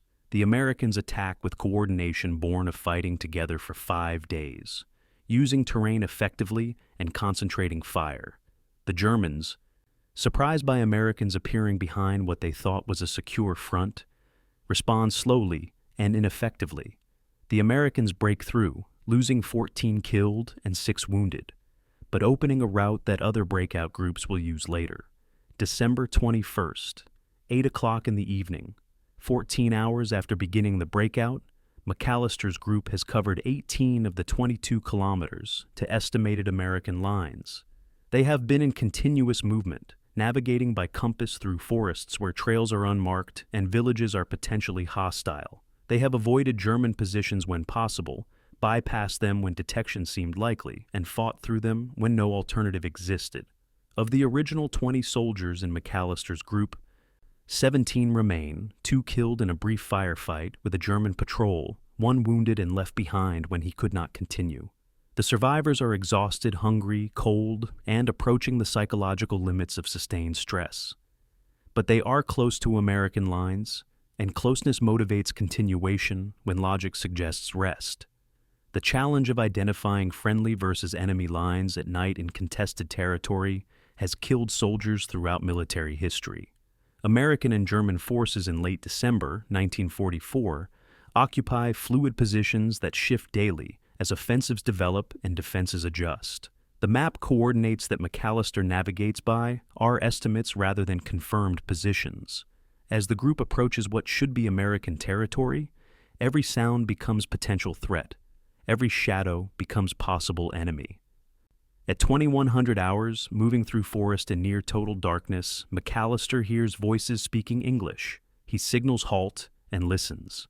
The voices are American. He recognizes the accent, the casual profanity, the particular rhythm of American soldiers talking. But confirming they are friendly before revealing his position is essential. A whispered exchange among his group produces the day's password, a code that changes daily and which McAllister has no way to know. The challenge of approaching friendly lines without being shot as enemy infiltrators requires careful choreography. McAllister has his soldiers spread in a line, fix bayonets, and advance slowly while he calls out, "American patrol approaching, don't shoot, we're from Wiltz." The response from the darkness ahead is immediate and tense. "Halt, identify yourselves." "What unit?" McAllister responds with unit designation, commander name, and the critical information that will validate their identity. "We're the breakout from Wiltz. 127 survivors, requesting permission to enter your lines. A pause. Then a flashlight clicks on, illuminating McAllister and his soldiers. American voices call for officers. Within minutes, soldiers from the 4th Armored Division are helping the Wiltz survivors through defensive positions toward a field command post where hot food and medical attention wait. December 22nd, 3 o'clock in the morning. 45 hours after the breakout began, the last group of survivors makes contact with American lines near Wichten. The final count of soldiers who successfully completed the breakout: 127 out of the 200 who attempted it. 38 confirmed killed during the movement. 35 captured by German patrols or surrendered when wounded, prevented continuation. 12 died of wounds or exposure in the forests and were buried where they fell by comrades who could not carry bodies. The 63.5% survival rate represents both the desperate success of soldiers fighting through German territory and the terrible cost of escape from an untenable position. The experiences of individual soldiers during the breakout vary from miraculous survival to tragic loss. One private walks 22 kilometers with a bullet wound in his thigh, refusing to surrender even when infection makes each step agony, and reaches American lines half-conscious from blood loss. He survives. A lieutenant leads his group directly into a German battalion headquarters by navigation error, realizes his mistake too late, and is captured with all 12 soldiers in his group. They survive as prisoners of war. A sergeant becomes separated from his group in darkness, navigates alone for 3 days living on snow and raw turnips dug from frozen fields, and stumbles into American lines having covered 40 kilometers by dead reckoning. He survives with severe frostbite that costs him 3 toes. These individual stories aggregate into the larger narrative. Survival required luck, navigation skill, physical endurance, and willingness to make choices, like abandoning wounded, that haunt survivors for the rest of their lives. Sergeant McAllister's formal report to 4th Armored Division headquarters, delivered verbally within hours of reaching safety and written down by an intelligence officer, provides the first American account of what happened at Wiltz. He describes the initial German offensive, the decision to defend, the 5-day siege, the ammunition exhaustion, and the final breakout decision. He provides estimates of German forces engaged, perhaps 10,000 troops total during the siege. He reports American casualties, approximately 178 killed or missing, presumed captured. He describes civilians sheltering in the town and requests, knowing it is futile, that division attempt relief of the rear guard still holding the castle. The intelligence officer takes notes and promises to forward the report to higher command. McAllister asks what happened in the larger battle while Wiltz was isolated. The intelligence officer tells him, Bastogne is surrounded but holding. German offensive has stalled. American reinforcements are arriving. The crisis is passing. McAllister processes this information and asks, "Did Wiltz matter?" The intelligence officer cannot answer. That assessment will take months of staff analysis and years of historical research. The psychological state of breakout survivors ranges from relief to guilt to numbness. Soldiers who reach safety discover they cannot celebrate survival while comrades remain surrounded or dead. The knowledge that they escaped by abandoning wounded produces guilt that no rational argument can resolve. The wounded could not have been saved. Staying would have meant everyone dying or captured. The decision was militarily sound, but military soundness does not prevent 3 a.m. guilt when survivors wake from nightmares about faces of friends left behind. Captain Leach, who provided medical support during the breakout and treated casualties from the movement, observes that many soldiers show signs of combat exhaustion that go beyond physical fatigue. They startle at noises, struggle to sleep, avoid discussing what happened. He requests these soldiers receive rest rather than immediate reassignment to combat units. His request is noted and largely ignored. The Army needs soldiers, and survivors of Wiltz are soldiers who can fight. The final accounting of the Wiltz breakout will take weeks to compile, as stragglers continue reaching American lines. Reports from German prisoner camps identify captured soldiers, and graves registration teams begin recovering bodies from the route. The statistics reveal the cost of escape: 200 attempted breakout, 127 succeeded, 73 did not. Of those 73, 38 confirmed dead, 35 captured, 12 exact fate unknown. These numbers do not include the approximately 90 soldiers who remained at Wiltz, 40 rear guard volunteers, 75 seriously wounded. Their fate remains unknown to the breakout survivors and will only become clear when American forces eventually recapture Wiltz and interview survivors of the rear guard. For now, the 127 who escaped represent the only Americans who know what happened in that small Luxembourg town during 5 days in December, when a surrounded garrison refused to surrender until survival required retreat. December 21st, 1944, 10 o'clock in the morning. Oberst Ludwig Heilmann's forward command element enters Wiltz from the east, advancing cautiously through streets where fighting occurred hours earlier. His reconnaissance troops report that most American soldiers have withdrawn during the night. Observation posts that were occupied yesterday morning are now abandoned. Defensive positions show signs of hasty evacuation. Heilmann orders systematic clearing of the town building by building, expecting either rearguard resistance or complete evacuation. What his troops discover is neither. The castle remains occupied by approximately 40 American soldiers and 75 wounded, who cannot be moved, surrounded by 1,200 civilians who have emerged from shelters uncertain whether to fear or welcome the arriving Germans. The discovery that the Wiltz garrison has escaped produces reactions in German command ranging from frustration to relief. Frustration because allowing surrounded enemies to withdraw represents tactical failure, suggesting either inadequate encirclement or insufficient reconnaissance to detect the movement.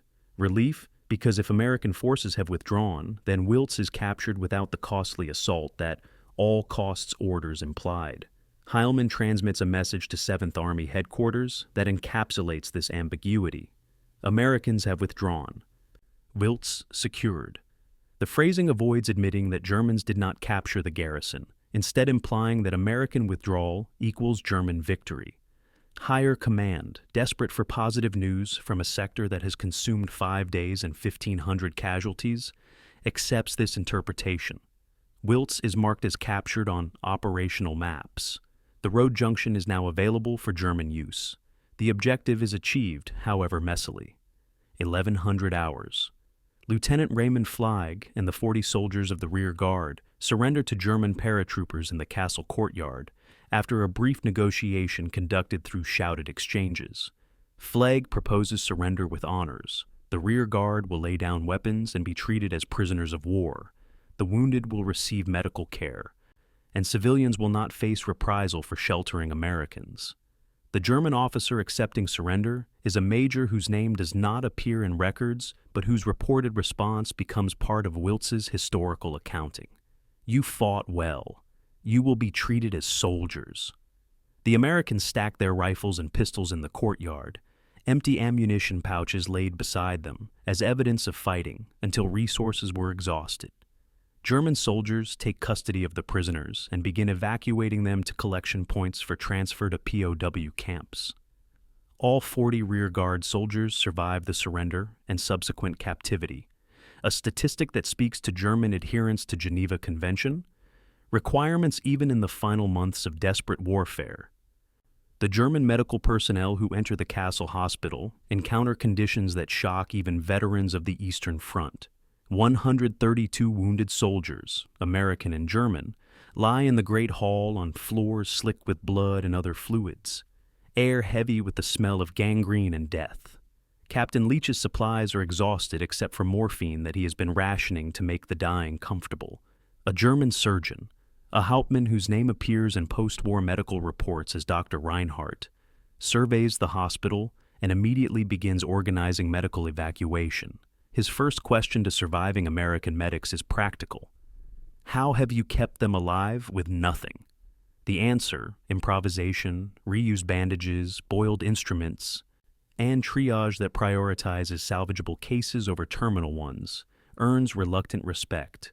Reinhardt orders German medical supplies brought forward and begins treatment that saves at least 20 Americans who would have died without intervention. The wounded American soldiers left behind when the garrison evacuated represent a category that military planning often fails to account for. Soldiers too injured to move, but not injured enough to have died immediately. Of the 75 wounded who remained at Wiltz, 8 die before German medical care arrives, their injuries too severe for the limited treatment Captain Leach could provide. 67 survive and receive varying levels of German medical attention based on severity and German resource availability. The most seriously wounded are evacuated to German field hospitals, where German and American casualties receive care based on medical need rather than nationality. A surgeon treats the injury in front of him, not the uniform it wears. Less severely wounded Americans are held in POW collection points until they can be transferred to permanent camps. Survival rates among American wounded at Wiltz exceed 60%, comparing favorably to survival rates at field hospitals with full resources, a testament to German medical professionalism and the initial care provided by American medics working with nothing. Marie Kiefer's first interaction with German occupation forces occurs when a German officer, speaking serviceable French, asks to speak with civilian leadership. She identifies herself as the school teacher who has coordinated civilian shelter during the battle. The officer asks about civilian casualties and conditions, with what seems like genuine concern rather than interrogation. Marie reports approximately 67 civilians killed and 134 wounded during 5 days of fighting, percentages that represent 5.7% of the population killed and 11.3% wounded. The officer notes these numbers and promises that German forces will not conduct reprisals against civilians for sheltering Americans. Whether this promise stems from military professionalism, practical recognition that terrorizing civilians serves no purpose, or orders from higher command remains unclear. What matters is that the promise is kept. No documented cases of German forces executing or abusing Wiltz civilians occur following the surrender. The German medical officer Dr. Reinhardt's assessment of American wounded produces a moment that reveals the strange respect that sometimes develops between professional soldiers even when they are killing each other. Examining the castle hospital and the improvised defenses throughout town, he asks one of the American medics, "You held this long with this?" gesturing at the minimal fortifications and weapon stocks. The medic responds that they had no choice.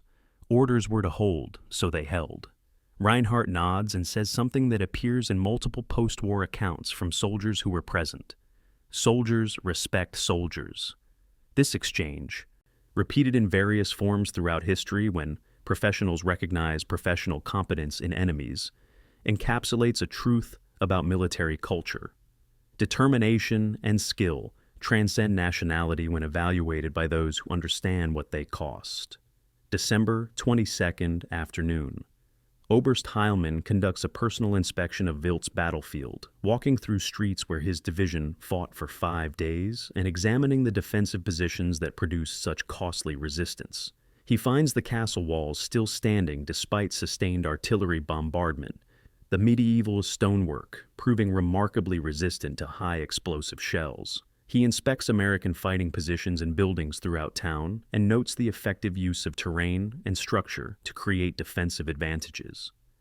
He examines abandoned American equipment and finds minimal heavy weapons, the absence of anti-tank guns and artillery, explaining why his armor eventually succeeded, but not explaining how Americans held so long without them. His tour concludes at the castle courtyard, where American weapons are stacked. He picks up an M1 rifle, notes its condition, well-maintained despite days of combat, and comments to his aide, "These were brave men. They made us pay for every meter." The German casualty accounting for the Wiltz operation requires several days to compile, as wounded are evacuated and burial parties recover bodies from throughout the battlefield. The final assessment, appearing in 5th Fallschirmjäger Division, records archived post-war, reports 623 killed and more than 1,100 wounded, total casualties approaching 1,700 from a division that started the offensive with 16,000 troops. This represents more than 10% of division strength lost, taking a single small town defended by 600 Americans. The casualty ratio, Germans suffered roughly 4 times as many casualties as Americans, despite being the attackers with numerical and firepower superiority. Defies conventional military mathematics, where attackers typically accept 2-to-1 or 3-to-1 ratios as acceptable costs. These numbers explain German frustration with Wiltz and validate American determination to hold. The town destruction assessment conducted by German administrative personnel identifies approximately 40% of Wiltz's buildings destroyed or heavily damaged by 5 days of artillery bombardment and street fighting. The castle, though damaged, remains structurally sound, its walls proving that medieval construction techniques produced buildings more durable than modern wood frame structures. The church tower that Private Sims defended is partially collapsed. The brewery position that Lieutenant Fleig held is burned out. The tannery complex where desperate hand-to-hand fighting occurred is largely destroyed. Residential areas show varying levels of damage, from minor shell damage to complete destruction. The civilians who emerge from shelters discover their town transformed from peaceful headquarters to urban battlefield. Homes destroyed, possessions lost, infrastructure damaged. The physical rebuilding will take years. The psychological rebuilding will take longer. The German treatment of American prisoners and wounded at Wiltz, while not without incidents of casual cruelty that mark warfare in any context, generally conforms to Geneva Convention requirements and professional military standards. American prisoners are fed from German rations, provided medical care according to available resources, and transported to permanent POW camps where they will spend the remainder of the war in conditions that range from adequate to harsh, but rarely approach the systematic abuse characteristic of other theaters. The wounded receive medical treatment that, while limited by German resource constraints in late 1944, nonetheless saves lives. German motivations for this treatment probably mix professional military culture, recognition that American forces will capture German soldiers and reciprocal treatment matters, and simple human decency that persists even in dehumanizing circumstances. Whatever the motivation, the result is that most American soldiers captured at Wiltz survive the war and return home. Marie Kiefer will spend decades attempting to answer the question that defines Wiltz for those who lived through it. Was American resistance worth the cost imposed on civilians? The 67 civilian dead, the 134 wounded, the 40% of buildings destroyed, all are direct consequences of American decision to defend rather than surrender or withdraw earlier.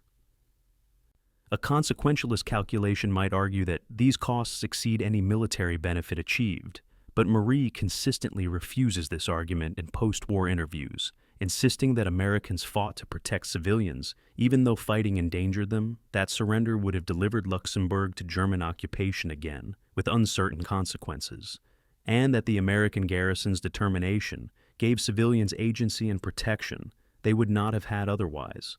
Her answer is not universally accepted. Some Wiltz survivors argue the Americans should have left earlier, but it represents the majority civilian assessment. The Americans did what they thought right under impossible circumstances, and judgment from those who were not there is presumptuous. The evening of December 21st finds Wiltz under German occupation for the first time since September liberation. German soldiers establish headquarters and buildings. Americans defended days earlier. German medics treat wounded in the same hospital where Captain Leach performs surgery with improvised instruments. German administrative personnel begin the process of imposing occupation governance on a town that has been battlefield. And in shelters throughout Wiltz, civilians emerge cautiously to discover what liberation's end means for them. Some will collaborate with occupiers as a survival strategy. Some will resist passively by maintaining pre-occupation routines. Some will simply endure and wait for liberation to return. For the moment, what matters is that the killing has stopped, the artillery is silent, and those who survived can begin the long process of understanding what they lived through and what it cost. January 1945. A drafty office in Allied headquarters somewhere in France. An intelligence officer whose name does not survive in records sits at a desk covered with captured German documents, radio intercepts, and after-action reports from units involved in the Battle of the Bulge. He is attempting to piece together what happened on the southern shoulder of the German offensive, why the 7th Army's advance stalled when Northern units achieved deeper penetrations, and whether specific American defensive actions affected the larger operational timeline. Among the documents is a German 7th Army situation report from December 19th, complaining about delays at Wiltz and similar positions, preventing rapid exploitation toward Bastogne. The intelligence officer underlines this reference and makes a note to investigate further. This begins the process of historical assessment that will eventually recognize Wiltz's significance beyond the immediate tactical level.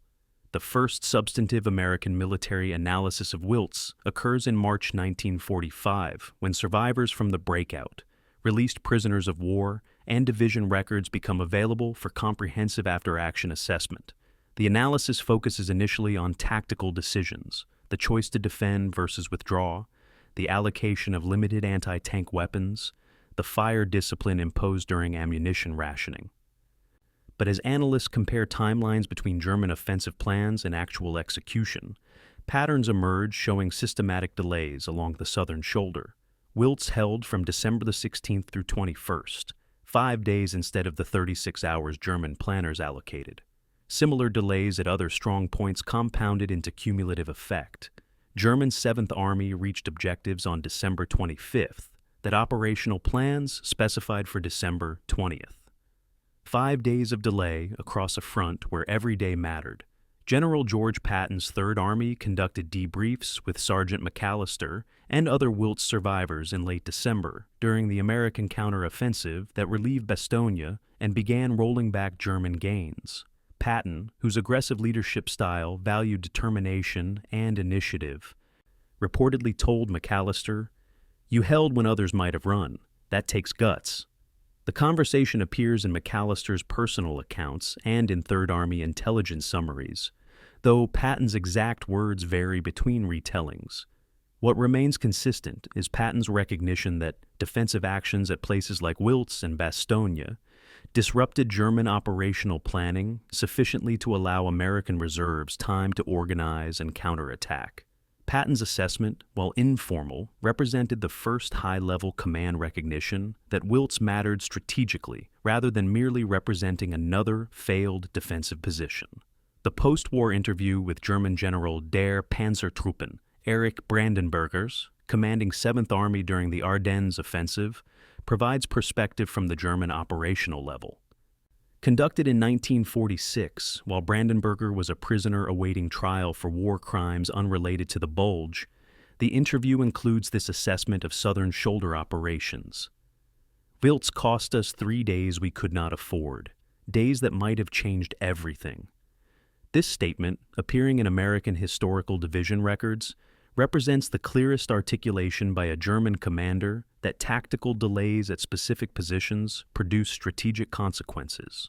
Brandenburger explains that 7th Army's mission required rapid advance to isolate Bastogne before American reinforcements arrived. Every day of delay allowed Americans to strengthen Bastogne's defenses and position reserves for counterattack. 3 days, Brandenburger's assessment of Wiltz's impact, meant the difference between reaching Bastogne before it could be reinforced versus arriving too late to prevent what became a siege the Germans could not win. The comparative map analysis conducted by U.S. Army historians in 1947 shows German 7th Army advance rates across the southern shoulder of the Bulge offensive. Northern units, facing lighter resistance, advanced an average of 4 kilometers per day through December 21st. Central units, engaged at Wiltz and similar strongpoints, advanced less than 2 kilometers per day. Southern units, protecting the flank against American counterattacks, made negligible gains.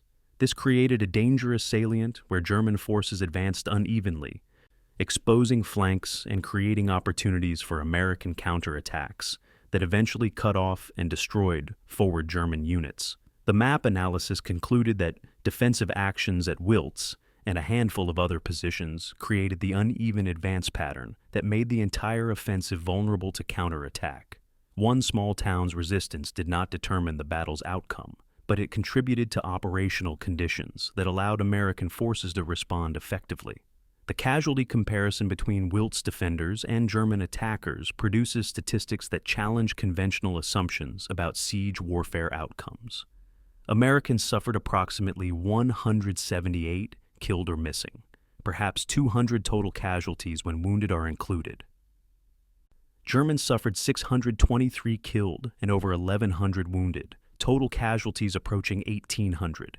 The casualty exchange ratio of roughly 9 German casualties for every 2 American casualties represents exceptional defensive effectiveness, particularly considering the Americans were surrounded, outnumbered, and ultimately forced to withdraw or surrender. These numbers appear in multiple post-war studies as evidence that determined defenders in urban terrain can impose disproportionate costs on attackers even when the defender's position is operationally untenable. The strategic impact assessment that emerges from compilation of intelligence reports, German documents, and timeline analysis identifies several specific consequences of Wiltz's defense. First, delay. German forces that should have reached Bastogne by December 18th instead arrived December 21st, giving American forces 3 additional days to reinforce the garrison there. Second, attrition. The 1,500 German casualties from 5th Fallschirmjäger Division reduced combat strength available for subsequent operations around Bastogne. Third, diversion.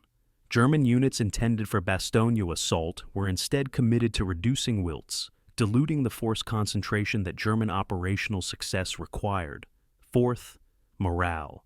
Reports from German prisoners and intercepted communications suggest that costly resistance at unexpected positions reduced German confidence in rapid breakthrough that offensive planning assumed. None of these consequences individually determined the Battle of the Bulge outcome. Collectively, they represent the accumulated impact of tactical actions that look futile in isolation but matter strategically when aggregated across a campaign. 1946. Major Milton receives the Distinguished Service Cross in a ceremony at the Pentagon, attended by senior officers and Wiltz survivors who could be located. The citation reads in part, "For extraordinary heroism in connection with military operations against an armed enemy." Major Milton displayed outstanding leadership in organizing and executing the defense of Wiltz, Luxembourg, against overwhelming enemy forces. His courage, determination, and tactical skill enabled his command to hold a critical position for 4 days, inflicting severe casualties on the enemy and significantly delaying the German offensive. His actions exemplify the highest traditions of military service. Milton accepts the medal without comment, beyond thanking the soldiers who fought under his command. He will spend the rest of his life deflecting questions about Wiltz, saying only that he did his duty and that the real heroes are those who did not come home. The post-war scholarly assessment of Wiltz's place in Battle of the Bulge history evolves through several phases. Initial accounts, published in late 1940s, focus on dramatic actions at Bastogne and Saint-Vith, barely mentioning Wiltz.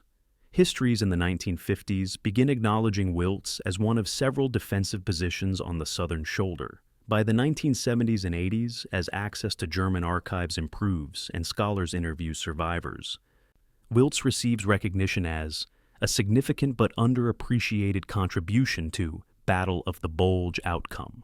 Recent scholarship, benefiting from comprehensive documentation and comparative analysis, positions Wiltz as example of how tactical defensive actions at critical points can impose strategic delays disproportionate to forces committed. This evolution from footnote to case study reflects both improved historical research and growing recognition that wars are won not only through dramatic victories but through accumulated small actions that create conditions allowing dramatic victories to occur. The question of whether Wiltz garrison knew its strategic importance remains unresolved and probably unresolvable. Major Milton's post-war statement suggests he believed the defense was simply following orders to hold as long as possible, without knowledge of broader operational context.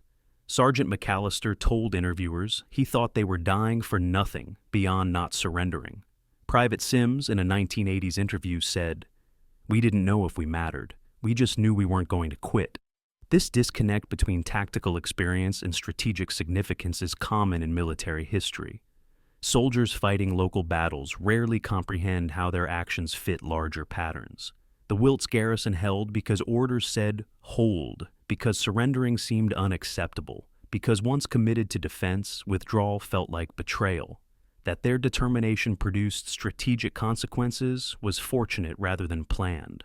A reminder that strategy often emerges from accumulated tactical actions rather than being imposed through deliberate design. The final scholarly assessment, appearing in comprehensive Battle of the Bulge histories published in the 21st century, tends toward measured conclusions that acknowledge Wiltz's importance without overstating it. Wiltz did not determine the Battle of the Bulge outcome. That resulted from multiple factors, including weather, logistics, Allied reserves, and German overreach. But Wiltz contributed to the outcome by imposing delays when the German offensive required speed, by attriting forces when Germans could not afford casualties, and by demonstrating that American soldiers would fight even in untenable positions when ordered to hold. These contributions, when combined with similar actions at Saint-Vith, Bastogne, and numerous smaller positions, created the cumulative effect that prevented German breakthrough and allowed Allied counteroffensive. Military historians conclude that Wiltz was a significant but not determinative contribution to Allied success.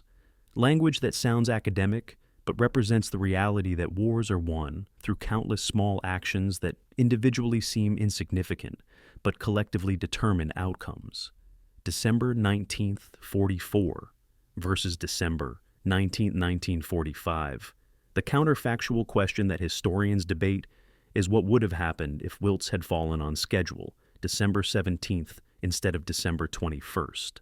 German forces would have reached Bastogne perimeter 2 days earlier, before American 101st Airborne Division fully established defensive positions.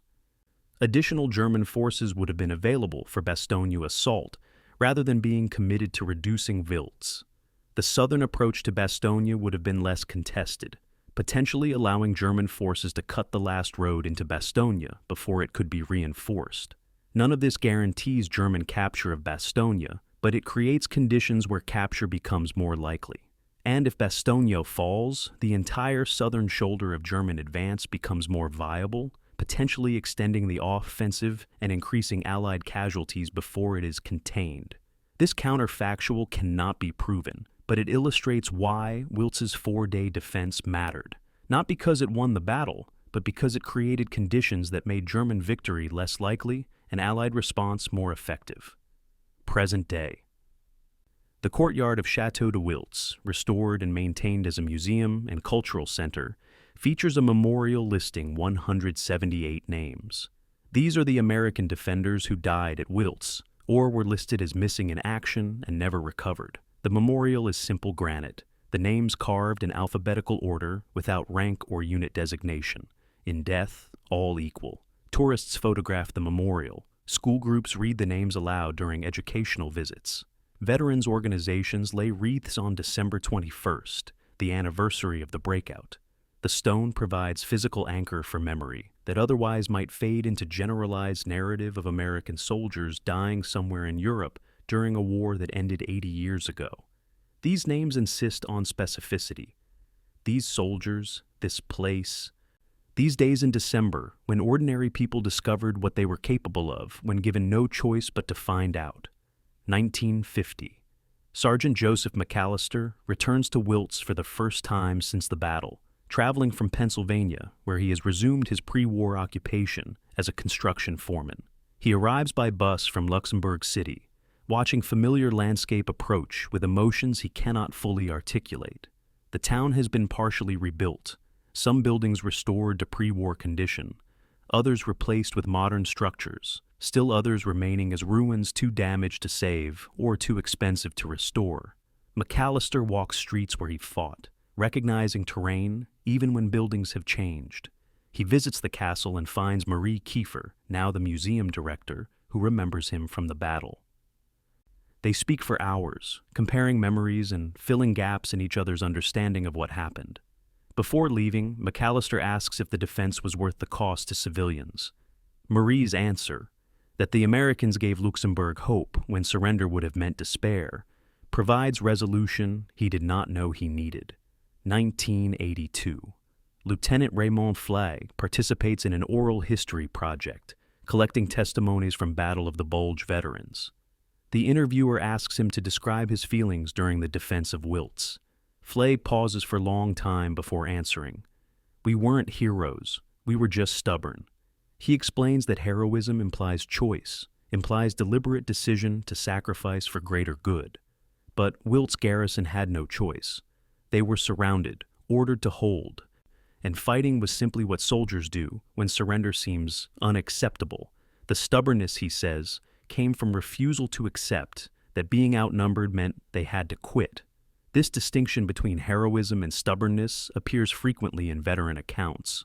Soldiers resisting labels that romanticize experiences they remember as terrifying, exhausting, and morally complex.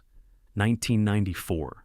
The 50th anniversary of the Battle of the Bulge brings international commemorations, including a ceremony at Wiltz, attended by 12 surviving American defenders and 6 German veterans from the 5th Fallschirmjäger Division. The ceremony is awkward at first. Men who tried to kill each other, gathering to remember events most would prefer to forget. But as the day proceeds, conversations develop between Americans and Germans who discover they share more with each other than with civilians who never experienced combat. An American veteran and German veteran stand at the brewery position where desperate fighting occurred, and the German says, "You made us pay here." The American responds, "You never stopped coming." They shake hands. This gesture appears in photographs that circulate in veterans' publications and newspapers, becoming an iconic image of reconciliation between soldiers who respect what combat cost even when they fought on opposite sides. The Wiltz Castle Museum, established in the 1960s and expanded through subsequent decades, houses exhibits documenting the battle through artifacts, photographs, and personal accounts. Visitors can see the stone walls with firing positions hacked into medieval masonry still visible. They can view the great hall where Captain Leach operated his hospital, now restored, but preserving the doorways widened to accommodate stretchers. They can walk the courtyard where Lieutenant Flea surrendered his rear guard and examine the weapons stacked there in December 1944, now displayed behind glass. The museum's educational mission emphasizes both military history and civilian experience, ensuring that visitors understand Wiltz as both battlefield and community that endured war it did not choose. Present day, Wiltz school children study the battle as part of local history curriculum, learning about events that occurred on streets they walk daily. Teachers use primary sources, soldiers' letters, civilian diaries, German operational orders, American after-action reports, to provide multiple perspectives on what happened and why it mattered. Students interview elderly relatives who remember the occupation and battle, collecting oral histories that add personal dimension to archival records. This educational approach treats Wiltz not as distant history, but as living memory that connects present to past through physical locations and personal relationships. The goal is not to glorify war, but to understand how ordinary people, both soldiers and civilians, responded to extraordinary circumstances that required courage they did not know they possessed. 2005.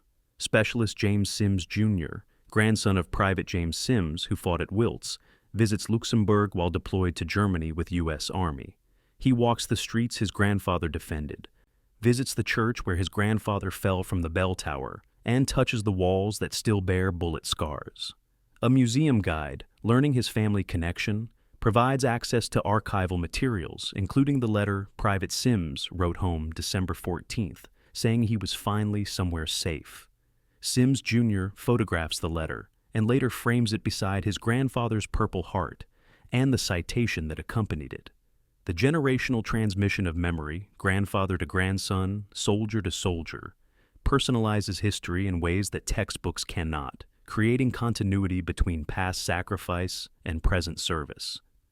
December 21st is commemorated annually in Wiltz as Day of Liberation and Remembrance, phrasing that acknowledges both the American attempt to protect the town and the German occupation that followed American withdrawal. The commemoration includes religious services, memorial ceremonies at the castle, and educational programs for students.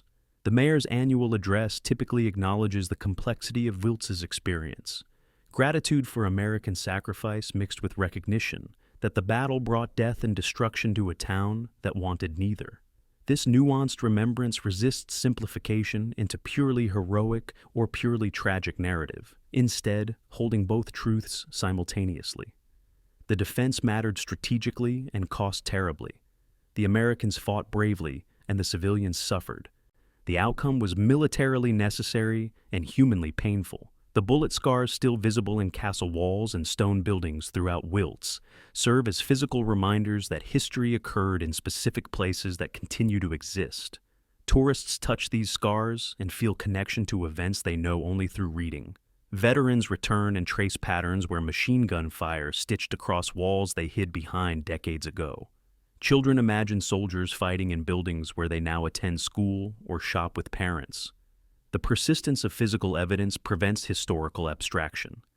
The battle happened here, in this specific building, on this specific street, in ways that transformed landscape and people in lasting ways. The scars will eventually weather and fade, but preservation efforts ensure they remain legible as long as anyone cares to read them. 2025. 3 confirmed survivors of the Wiltz garrison remain alive, all over 100 years old, living in assisted care facilities scattered across America. They do not grant interviews anymore. The memories are too distant, the effort too exhausting, the questions too often focused on drama rather than truth. Their families protect them from well-meaning historians and journalists who want first-hand accounts. These last survivors will take certain memories to their graves, experiences they could not articulate even when they wanted to, because language fails when trying to describe sustained combat, abandoning wounded, making choices that haunt across decades. When they die, direct memory of Wiltz will die with them, leaving only recorded testimonies, archived documents, and the memorial stones that name soldiers whose lived experience is irrecoverable. The lasting impact on Wiltz as a community persists through multiple generations. Families whose relatives died during the battle maintain private memorials alongside public ones. The town's identity incorporates the battle as defining event, referenced in tourism materials and educational curricula and civic ceremonies. Property values in certain areas remain depressed by proximity to buildings that were destroyed and rebuilt rather than original structures, a subtle economic consequence of warfare that ended 80 years ago. The town's relationship with Germany and America is colored by memory of occupation and liberation and battle, creating diplomatic and cultural dynamics that would not exist if Wiltz had been somewhere else when history decided to make it matter. The final question that hangs over Wiltz's memory is whether anyone outside Luxembourg and military history specialists knows what happened here. Bastogne is famous. It has monuments, museums, popular films, and annual reenactments. Saint-Vite has historical recognition and scholarly attention. Wiltz remains obscure to general public despite its significance. This obscurity results from multiple factors. Smaller garrison size produces less dramatic narrative. The breakout rather than relief provides less satisfying conclusion. The defensive success was measured in days delayed rather than enemy defeated. But obscurity also stems from historical accident. Which battles become famous and which fade depends on journalists who happen to be present, on generals who promoted certain actions in memoirs, on films that chose which stories to tell. Wiltz's obscurity does not diminish its importance. It simply means that importance and fame are different things, and history remembers selectively. The memory of stone, the castle walls that still stand, the memorial that names the dead, the bullet scars that mark where soldiers fought, provides continuity when human memory fails. Stone does not forget, does not distort, does not require interpretation. It simply exists as evidence that something happened, that people fought and died and endured in this place, that history is not abstract, but concrete and located and real. Visitors to Wiltz who touch those walls connect across time to soldiers who sheltered behind them, to civilians who hid beneath them, to a moment when ordinary people faced extraordinary circumstances and discovered resources they did not know they possessed. The stone remembers when we forget. It testifies when witnesses die. It insists that what happened here mattered, even if the world has moved on and the names mean nothing to anyone except descendants who carry genetic memory of events they never witnessed. The final thematic statement that emerges from Wiltz's history is simple and profound. Courage is most often found not in seeking glory, but in holding the line when no one is watching. The Wiltz garrison did not fight for headlines or medals or historical recognition. They fought because they were ordered to hold, and because surrendering seemed unacceptable, and because once committed to defense, withdrawal felt like betrayal. Their courage was not the dramatic heroism of charging enemy positions or performing spectacular sacrifices. It was the quiet determination of staying when leaving was possible, of fighting when defeat was certain, of making each day cost the enemy enough that maybe someone somewhere would have time to do something that mattered more than dying in a small Luxembourg town. This unglamorous courage, persistent, stubborn, enacted in circumstances where no one will see and few will remember, is the courage that actually wins wars when dramatic heroism fails. Wiltz teaches this lesson to anyone willing to learn it. Strategic impact comes from small actions at critical moments, and the soldiers who perform those actions rarely know they mattered until long after the shooting stops.